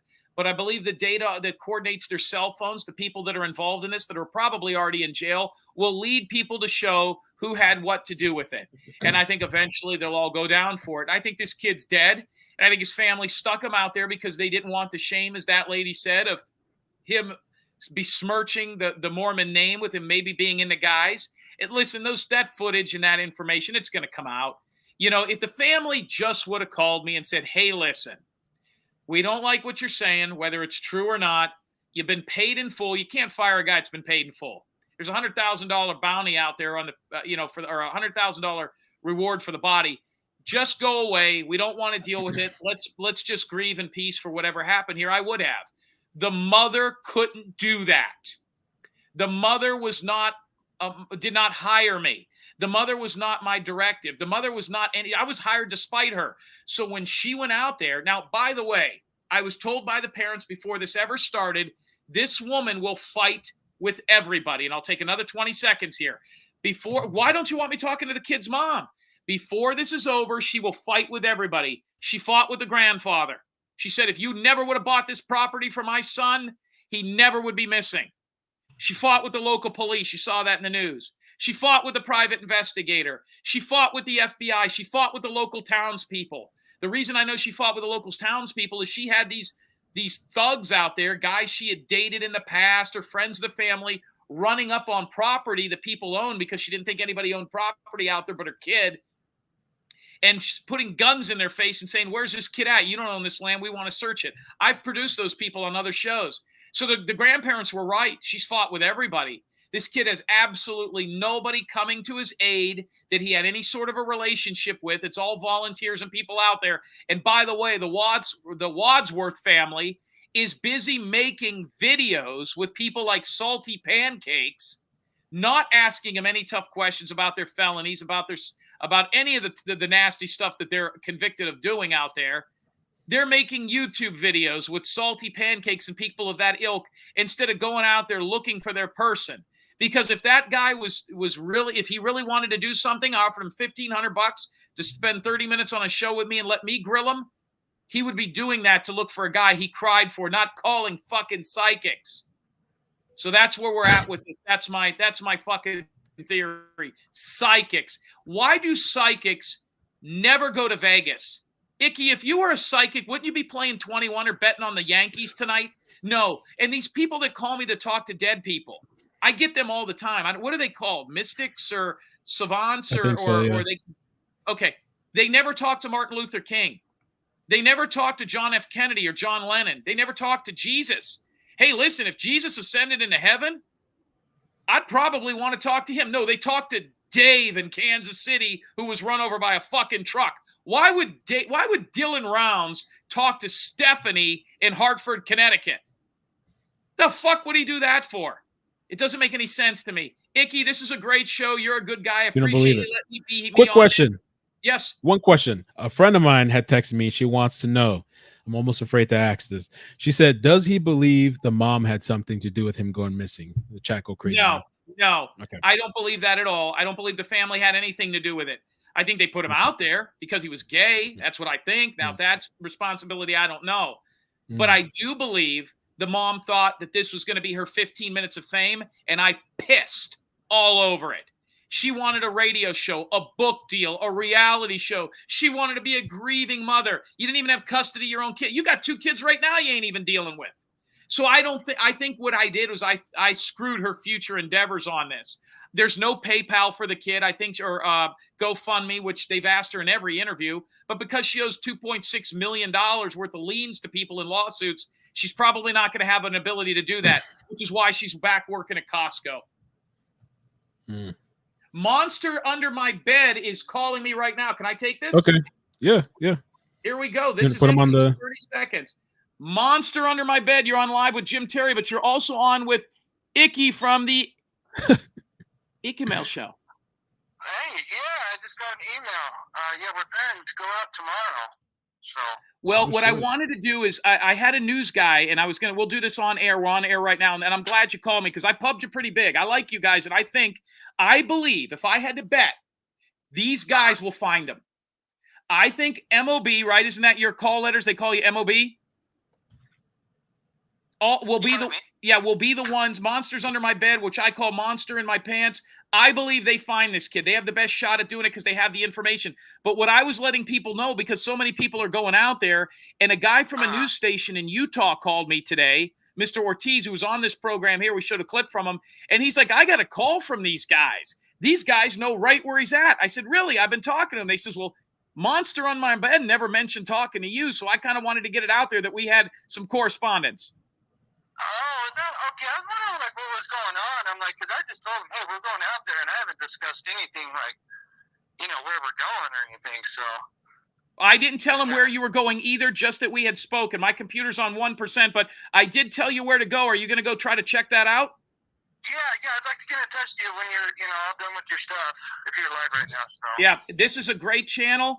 I love it now. Hey, thank you, man. Oh, he got cut out. Terry, canceled. Let me see real quick. Okay, everybody hung up. I'm sorry about the calls, man. You guys tell me in the chat. I mean, I would have liked it if you guys could talk to James directly, because he's, he was directly involved. Oh, there he is. Is he back? Hold on a second. Oh, no, he's not. I'm looking at the wrong screen. I'm watching the delay that you guys see. I don't know. Maybe we can have him back on sometime. Yo, I haven't covered this case, so I know there's gonna be people out there. Oh, you didn't say this, you didn't say that. Ah. I literally sat down like 2 hours before and I just started reading a little bit about it. And I had called James when I was in Cali. Am I lagging? I called him when I was in Cali to kind of find out what's going on because I hear a lot of the things that was going on, the drama. I mean, I heard things I was gonna ask him, but I kind of like don't want to have other YouTubers being mentioned. Like, I don't know. I don't mind mentioning, but like as far as the drama thing, I don't want to get caught up in the whirlwind of shit. And so, I mean, I heard, and I asked him on the phone, but maybe I should have asked him on air, the whole doxing situation or whatever is going on. They're saying doxing. The family thing too, it's like unfortunate. And I was gonna ask him too one other thing as far as like you know, for the people that are saying the conversations that he's having with his parents, or people are calling back in. You want me to just answer the line? I won't be able to have James, but if you want to talk to me, you want to make some points, like you can do that. James should have been able to call though, even if he's not on video, he should have been able to call and you guys be able to three-way talk, but it seems to be a problem. But I remember one time with a case too, I was involved in a local Florida story where this girl went missing and the mother, she was kind of making things difficult, like attacking people that are covering the story. I'm not saying that at all about Cooney. I really don't know. I haven't watched all the videos. There's people that have been watching this the entire time or following the story from the beginning, but she was just being really nasty. And I remember one time too, she had contacted me, this mother, on this different story and tell me, who are you to talk about my daughter? And like, as if I need her permission, like all this stuff. And I was super respectful because, you know, me, for the most part, I'm very respectful. And she just didn't want me talking about like the facts of the situation, which wasn't even as bad as this. And she's fine. She was found, but she was kind of attacking people, starting all this GoFundMe or like funds. When I come to find out, I had spoken to somebody directly in the family that had reached out to me that actually watches the channel. A mutual friend watches the channel. She put me in contact with this other person, which I'm not going to say who it is because I promised them I wouldn't. But this person had told me that she had run away and they knew it, like for a fact that she had run away. Like she packed her stuff and they knew that she was okay and that she was going to come back. But the mother was doing a bunch of stuff. And so I made like a video reply. The mother too, part of the reason I think that girl ran away is because of the way the mother was treating that girl. She had to make her have like a Life 360 app. And she had to like, I don't think she ever had a job. The girl was like 16, I think, or 17. Never had a job. Not allowed to get a license, nothing like that. And 6 or 17. I think it was 17. I don't know. And she was like on complete lockdown. Every text message, every phone call, everything that comes in and out of that phone. And so I think that's part of the reason why that girl ran away. Let me take these 3 calls, see what happens. 407, how you doing? Where you calling from? 407. Let me see. Is that me? Hey, Mel. It's Cheeks. Hey. I'm sorry. I was on mute. What's up? Oh, you're good. What's up? How you doing? Not much. I'm good. Okay, so first of all, I know absolutely nothing about this case. I've slowly been, trying to find little pieces there throughout the video. And like, I guess I don't know this history. I see a lot of people are like on the fence with Jim. I don't have an opinion because this is like my first time watching him, minus the fact that he's very brash, but I don't have a problem with brash people. But nonetheless, the only thing I really wanted to address was just 2 things. The one thing about the sexuality, a lot of people were in the chat like, we don't understand why that has anything to do with it. I think it does play a lot, especially in cases where they are exposed to negative views about it, more or less in their home. And it goes back to that story that you covered about the Mormon girl who ran away and then come to find out that she was living an alternative lifestyle that apparently her family didn't agree with. I think it does play, it plays a huge key role in, you know, some crimes, that a person's sexuality may actually be the basis for the reason of the crime.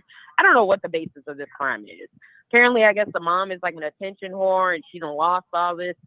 Like, she lost her kids, and I'm still trying to piece this together. Like, literally, when I get off the phone, I'm going to go look at a couple of news articles or go talk to the Discord group and see if somebody can give me just like a synopsis of what's going on.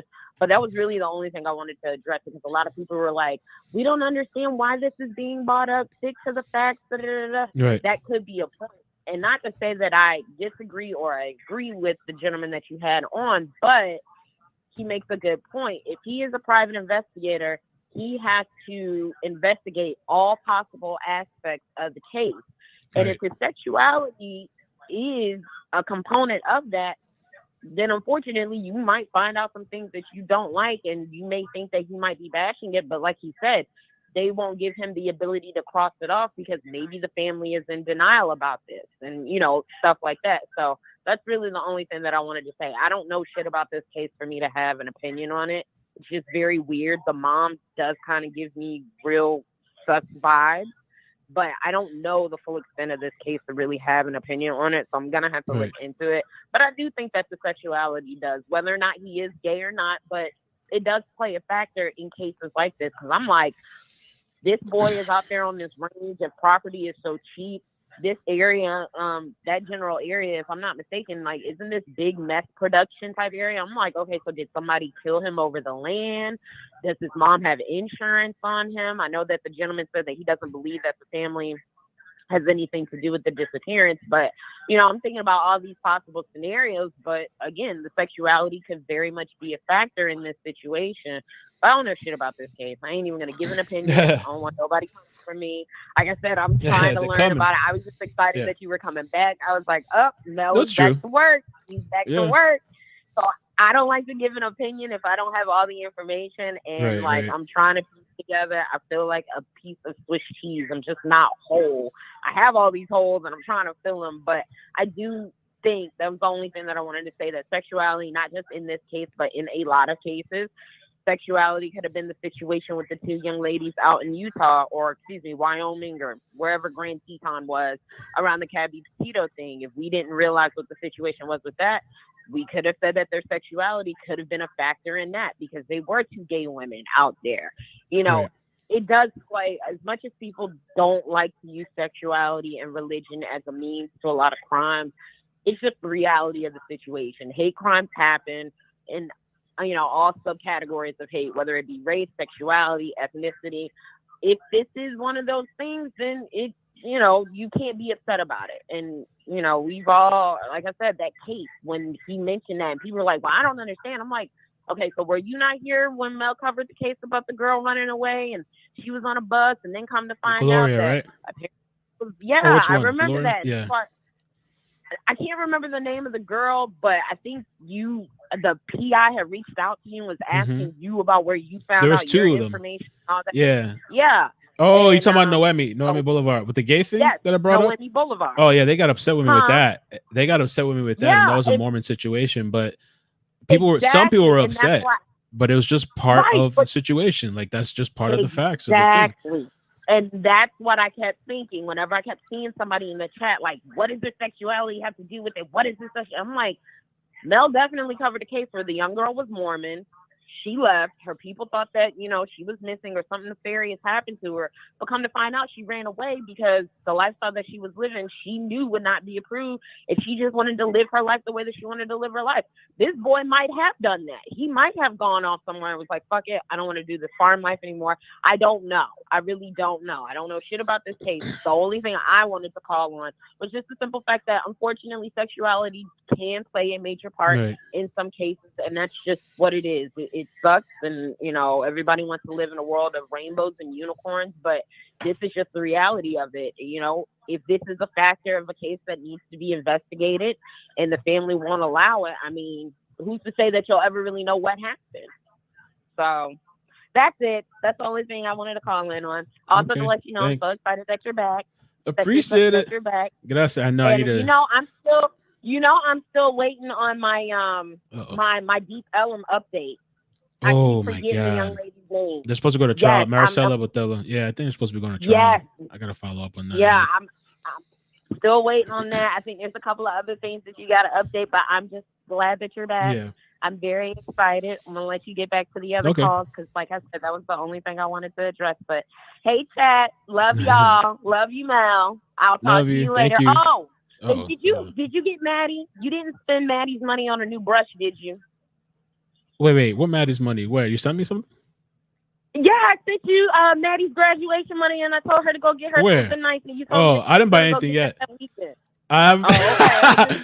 I haven't bought anything yet. I'll get her something though. I'm like, listen, I know that better not be Maddie's graduation No, I wouldn't money. do that. I wouldn't do that. No. I forgot. I honestly forgot because somebody had sent me money to get Maddie like some ice cream, and I actually did do it. I showed her the story, but I completely forgot about that you sent that. Okay, well, Thanks. you make sure you let my girl go get a little mini petty with her little $20. I want to do that or, actually. I want to figure that out. Yeah, we'll take talk. her We'll to talk more. Target, let her splurge. But no, nonetheless, like I said, I just wanted to call, give my opinion on that. You know, I love you. I love the crew. I love the chat. I'm so glad that you're back. Don't be taking no, one-off vacations on us no more. We got for another need 3 our weeks. little dose of Mel. We got for another 3 weeks. Right. All right, Another Chiefs. 3 week sabbatical. I'm like, bro, I'm bored at work. I actually have to do work now because Mel is not here. Damn, great. Guess I gotta act like I got a job. All right, Mel. All I right, will see Cheeks. you on the tube. All right, bye. Adios. Let's see. Let's take some other callers. I already put out the number and the link multiple times. So if somebody wants to call or whatever, that's the venue to do it or the way to do it. If not, yeah, just email me. Let me take this to the call. Somebody mentioned 2 views or something like that. I'm not really worried about that. I mean, of course that's part of YouTube, but I didn't think I was going to cover this and it was going to be like, boom. We just did a chase earlier today. We had more viewers kicking back, doing nothing. Like I can cover whatever I want. I'm not, I don't have to fall in line and cover what everybody else is covering, even though we've done that before. But like the Gabby, I jumped on that at the beginning and it just happened to blow up. JD, I didn't know that was going to happen either. I like mixing things up, so I don't feel like I'm a slave to a certain story. I can do whatever I want. Okay, 236, and I actually like to cover a lot of stories that are not known. That's what I have come up off. Hi. Hi, how you doing? Hi, good. Love your show. Thank you. So my whole thing on this situation is I'm somebody that grew up in a very religious family. Oh. Very, very religious. As a Muslim. Oh, wow. I 100% think they knew. I 100% think the grandfather, the grandmother, the whole family, he wanted to get away from them. That's why he went in the middle of nowhere at 17. Right? He went at 17. Yeah, that's he's 19 my now. one opinion. Yeah. So for 2 years, he was fine there. He was doing his work. They lent him all this money. I think the mother and something shady in her background, because she's pissed off so many people through the years and she owes all this money. I wouldn't be surprised if she went down there. They got into an altercation and she ended up killing him by accident. I don't think it's like your other viewers, they're talking about other people killing him. I think the family did it. I don't think that boy's body's anywhere near there. You think the family did it? That's what you're saying? I think they meditate.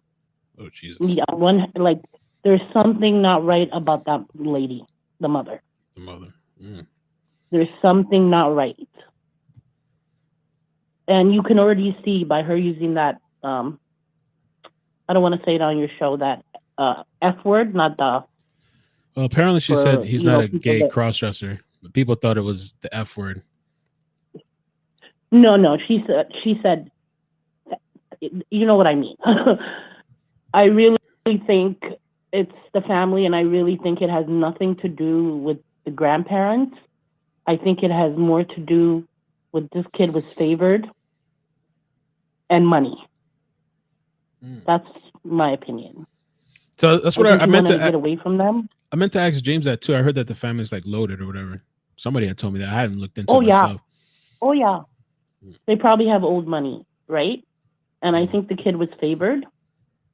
And I think the mother was, like they said, they didn't even want to deal with her, right? For her to owe $2.5 million, that's a lot of money. And if she's pissing off police officers, FBI agents, excuse my accent, I'm calling from Canada, and pissing everybody off. Do you think she hasn't pissed other people off through the years? And she has all these thugs, right? I really think it's a family thing. I think they found out that maybe he was gay. I think they snapped. I think he got killed by accident. Because as you know, like even on the news, she'll be talking about the shoes. She'll be finding little hints. She's so, usually most killers, they insert themselves. What mother, son died, goes back to work? I don't know. You understand? I don't know their situation. It's been only a couple of weeks. Mm. I would be sitting there crying there every day in the shack where he's at, digging under the ground. I really think I don't even think it's that old man that he had a sexual relationship with. I don't think it's any of those people. He lived out there 2.5 years in peace. I think the mother went down there, or maybe the mother owed money to, and ended up killing him. Because he was, end of the day, I think if the grandparents died, he would have gotten everything out of all the kids. He was favored. And one thing about the young lady that was calling in earlier before me, she was stating, people don't say it's about sexuality. People will do some crazy stuff for religion. Yeah, crazy stuff. And I'm telling you from experience. Right. Yeah. Well, thanks. Appreciate the call. No problem. Love your show. Thank you. All right. Take care. Bye. Bye. Too many windows open here. Okay, there we go. 2 more callers, and I think then three now. Somebody snuck in. 812. How you doing? Where you calling from? Hi, I'm calling from Indiana. Hey, welcome. This is actually the first time I've ever watched your show. I've actually caught Jim on a few other shows. Well, thanks for watching. He can be. Well, I actually am really enjoying myself watching. One, I like how you're great at holding your tongue back. Seems like you've wanted to bite it off a few times.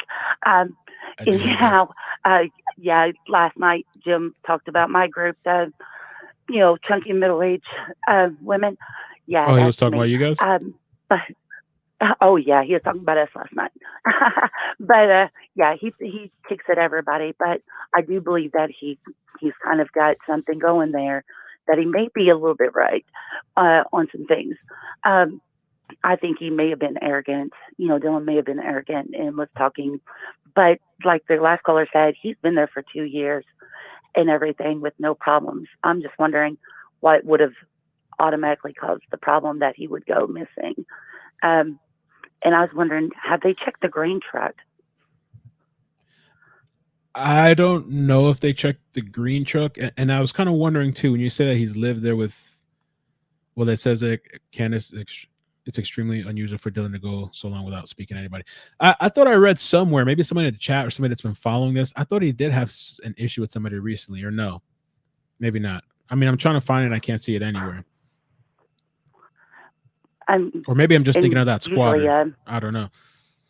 That was arrested. Yeah, that's what I've heard, just that they thought somebody was squatting there. That was the guy that was kind of there helping, wasn't it? But yeah, it's weird that he was there for so many years with no problem. And usually a little thing doesn't turn into murder. Right. You wouldn't think, but you never know what's going on out there. I was just curious if anybody had heard about if they had checked the grain truck. Yeah, that I don't know. So that's the grain truck. Yeah. I'm trying to find my notes here. No, I have no idea. Yeah, that would have been a good question for. Okay. Well, I was looking James. in the chat. I was kind of just watching that, and it Mhm. says they checked it. I they come did? from a family of farmers, and the seed and grains, yeah, you can get easily buried in that quickly. So I was thinking that would be a quick solution, and it covers smell because it already has a smell to it. So just kind of wondering there. But thank you so much, and I Thank enjoy you for your the show. call. I appreciate it. Yeah, thank you for watching. All right, thank you. Bye. Bye. I guess that was one of the people James was talking about. See, he says that stuff, but I have no idea what he's talking about. 832, how you doing? Where you calling from? Hey, I'm calling from west of Houston, and I talked to you earlier. I'm so happy I got through twice. Oh, you called But earlier. I I'm so would sorry like- about that. Sorry about the issues. That's okay. No, you talked to me, and I talked to Jim, so that's good. I'm the psychic Oh. lady they didn't like hearing about. Oh, but no. That's okay. No. I'm not her. I am just the one that told him about the phone call. Oh, okay, Anyway, what I was calling about is to tell you I really like your show. I watched you or listened to you a lot back during the Samuel Olson situation yes, because that's close to me here, and that was so sad. And so that was very, very good to be able to keep track of that through what you were reporting. And the grain truck was checked. The FBI was at the grain barn for like, I don't know, a week to 2 weeks. They were there for one of the longest times from the reporting that I've listened to. And there was one other thing that somebody asked that I'm not sure.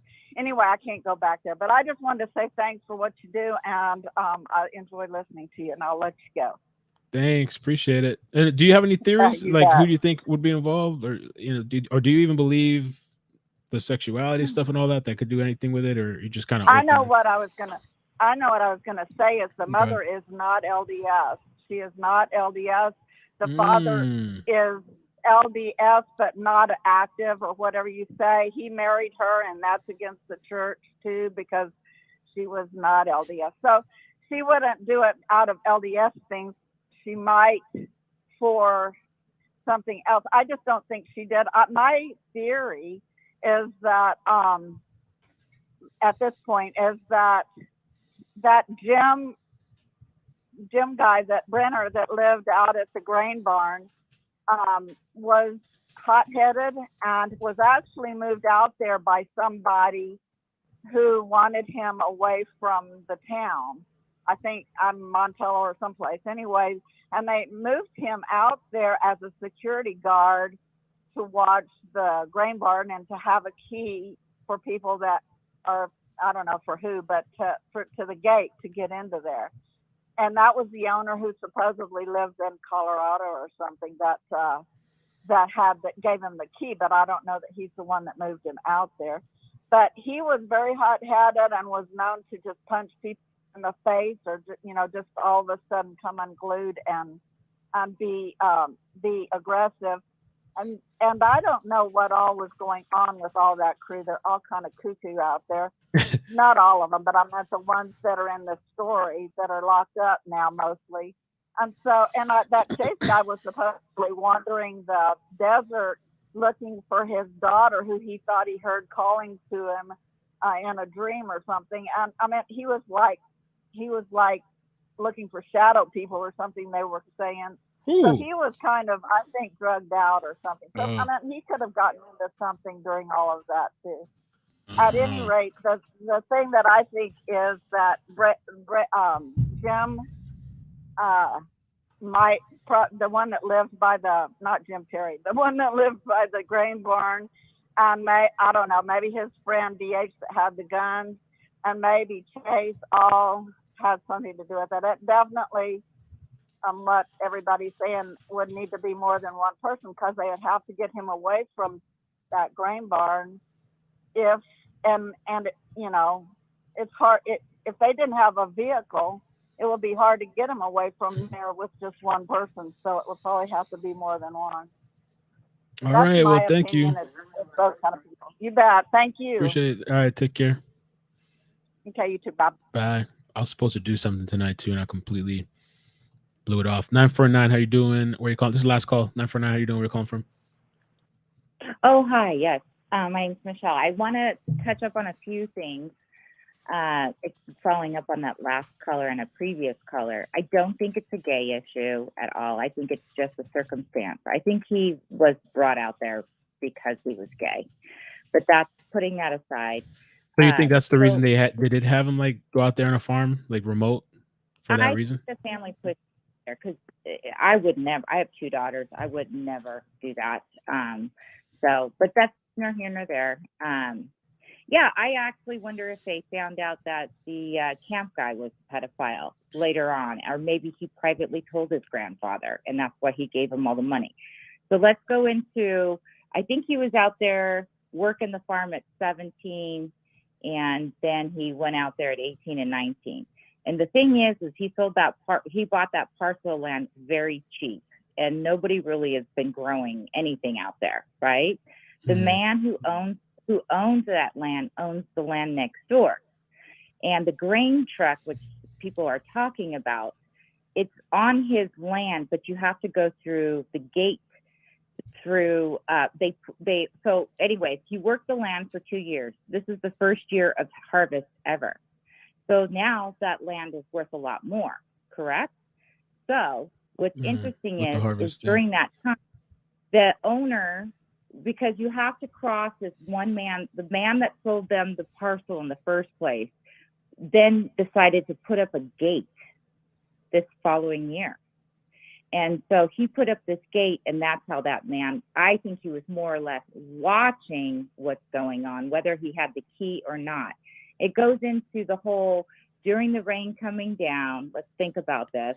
The rain comes down, and he needs to, put things in the shed or go to the grain area. He left a voicemail for somebody, right? To say, hey, I need the key to get into my shed, the grain shed. And for some reason, the FBI have that. Nobody ever got access to that voicemail, correct? Like, that's the story. That's like what he brought up today, that you can't get access. No, I don't know if it was Kurt or the guy guarding it. But anyway, that gate wasn't there 2 years ago. It just popped up this following year as he was finally getting harvest off his land. So now that land's worth a lot more. I think it has to do with the owner, and I just think the other guys are just, the other people involved that are, I think they are in jail, the 3 men, but I think there's a 4th man, and I think the one that, I think it was a hit. I mean, I think the owner of the land is the one that's involved. And I think, and the other thing was that wasn't brought up. There were, before this happened, a woman called in to the police. She had 2 ATVs stolen. They have recovered them, and they're in police custody right now. So there were 2 ATVs stolen also off a woman's property in the area. So I just think that's interesting. I think because we all talk about this grain truck. I don't think it had anything to do with drugs. I don't think it had anything to do with sex. I think those are just the circumstances, because he did survive there. I think he was kind of, a part of the community in, whatever. I don't think anyone messed with him. And I don't think the gay just makes a spin on the story to talk about it. It's, but I live in California, so it's a different world than it is in Utah. Like, it's like, nor here nor there. But I do believe, this is my theory. I mean, this is what I'm starting to come about.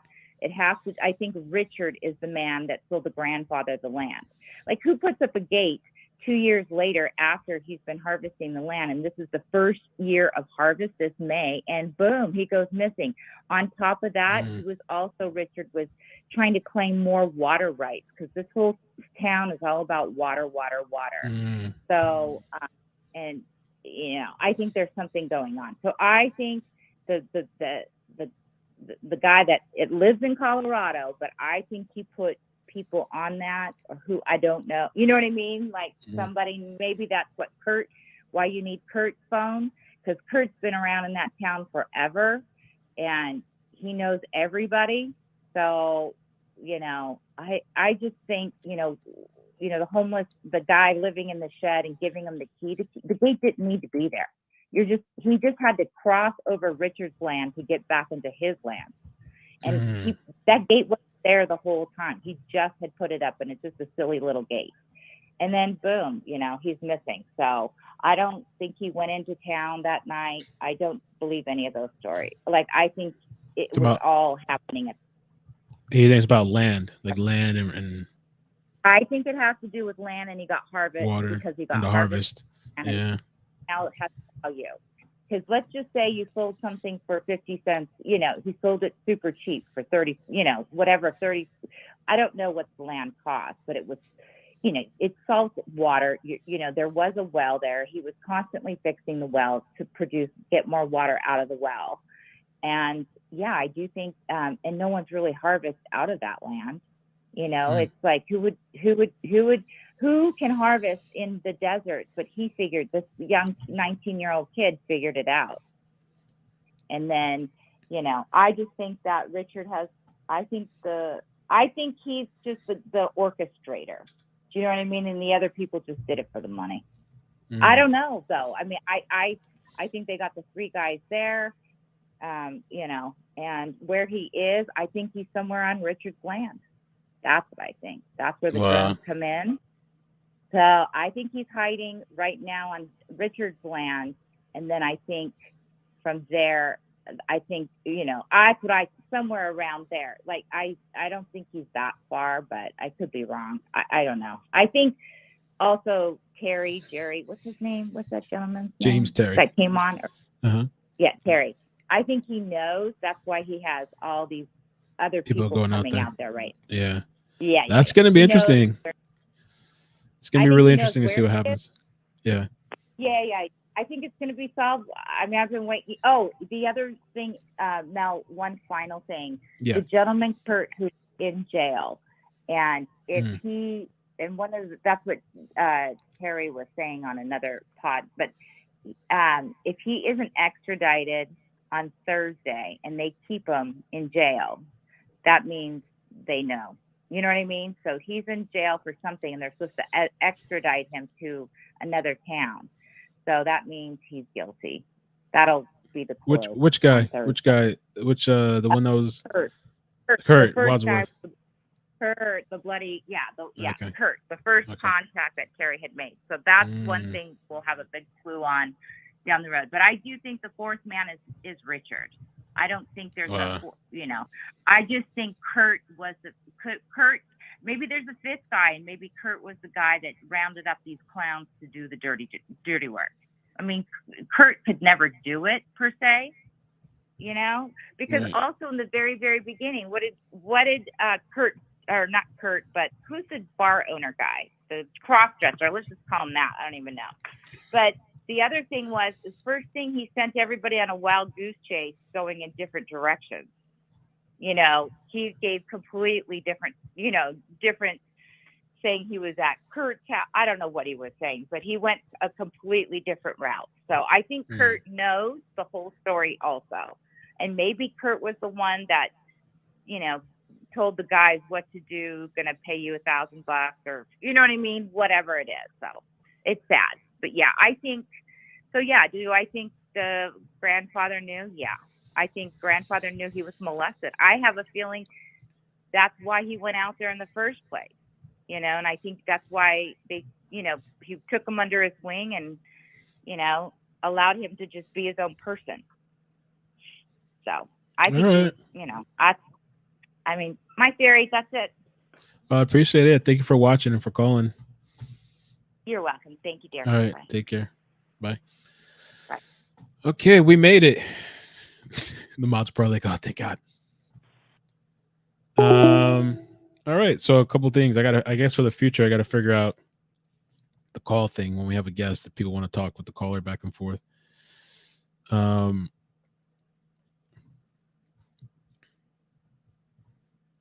Who got molested? Yeah, I don't even know. She said supposed to done it. I had never heard that before. She was just talking on her theory, but Kurt called. Let me just look at the chat for a little bit. We hang out for a little bit. Kurt called Dylan's mom and said Dylan was being held hostage. Why did he call and say that is my question? Ooh.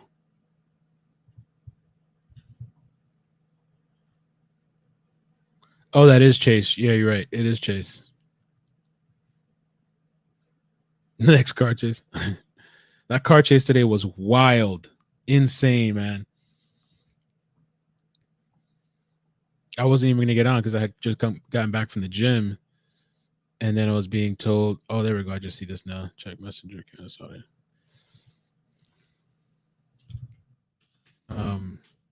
Who were telling me, you got to see this. You got to see this chase. That shit was wild.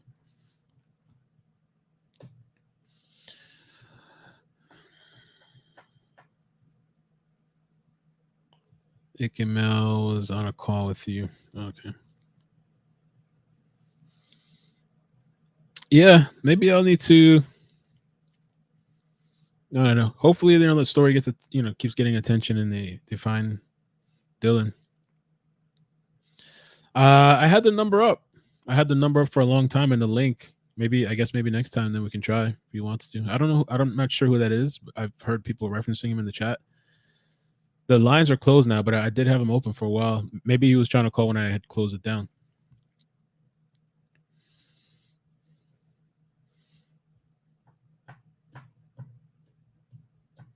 So, and I was only planning on doing this for an hour. That's what I told James. Oh, we're just doing an hour. Yeah. James even said 30 minutes, 40 minutes. No more calls me. Like 30, 40 minutes. Yeah, just 34 minutes. We'll be out of here. 2 hours later.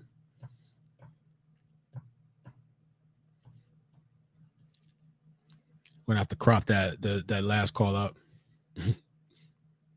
I need a character list. Somebody had sent me some of the base. Lindsay sent some of the basic information, and then in the Facebook group they were sending me more. I normally like to make like a little character list of just so it's easy to reference: mother, father, neighbor, weirdo, bar owner, blah blah blah.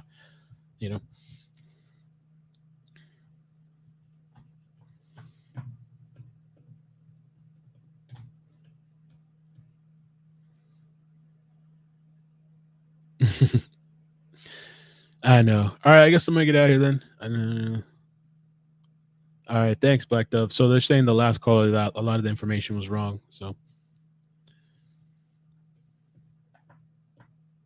all right, I'm out of here then. And listen, there's a lot of great. I believe. I mean, I whoever you want to pick, go watch. They're covering the story like daily, nightly. There's a lot of channels out there. So, if you're really fascinated by the case, you want constant updates, I'll probably keep following. But I kind of what I'd like to do is start doing what I normally do, kind of, and fish around and cover multiple stories until something hits, kind of. But I'll keep an eye on this.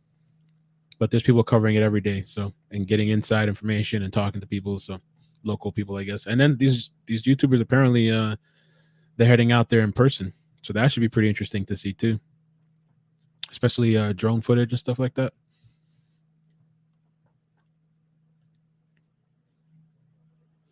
This one's gonna make you need a bottle of Tylenol. But all right, thank you guys so much for watching. I appreciate it. Hit like on the way out. Have a good night. Take care of yourselves. Peace. Love you. Bye.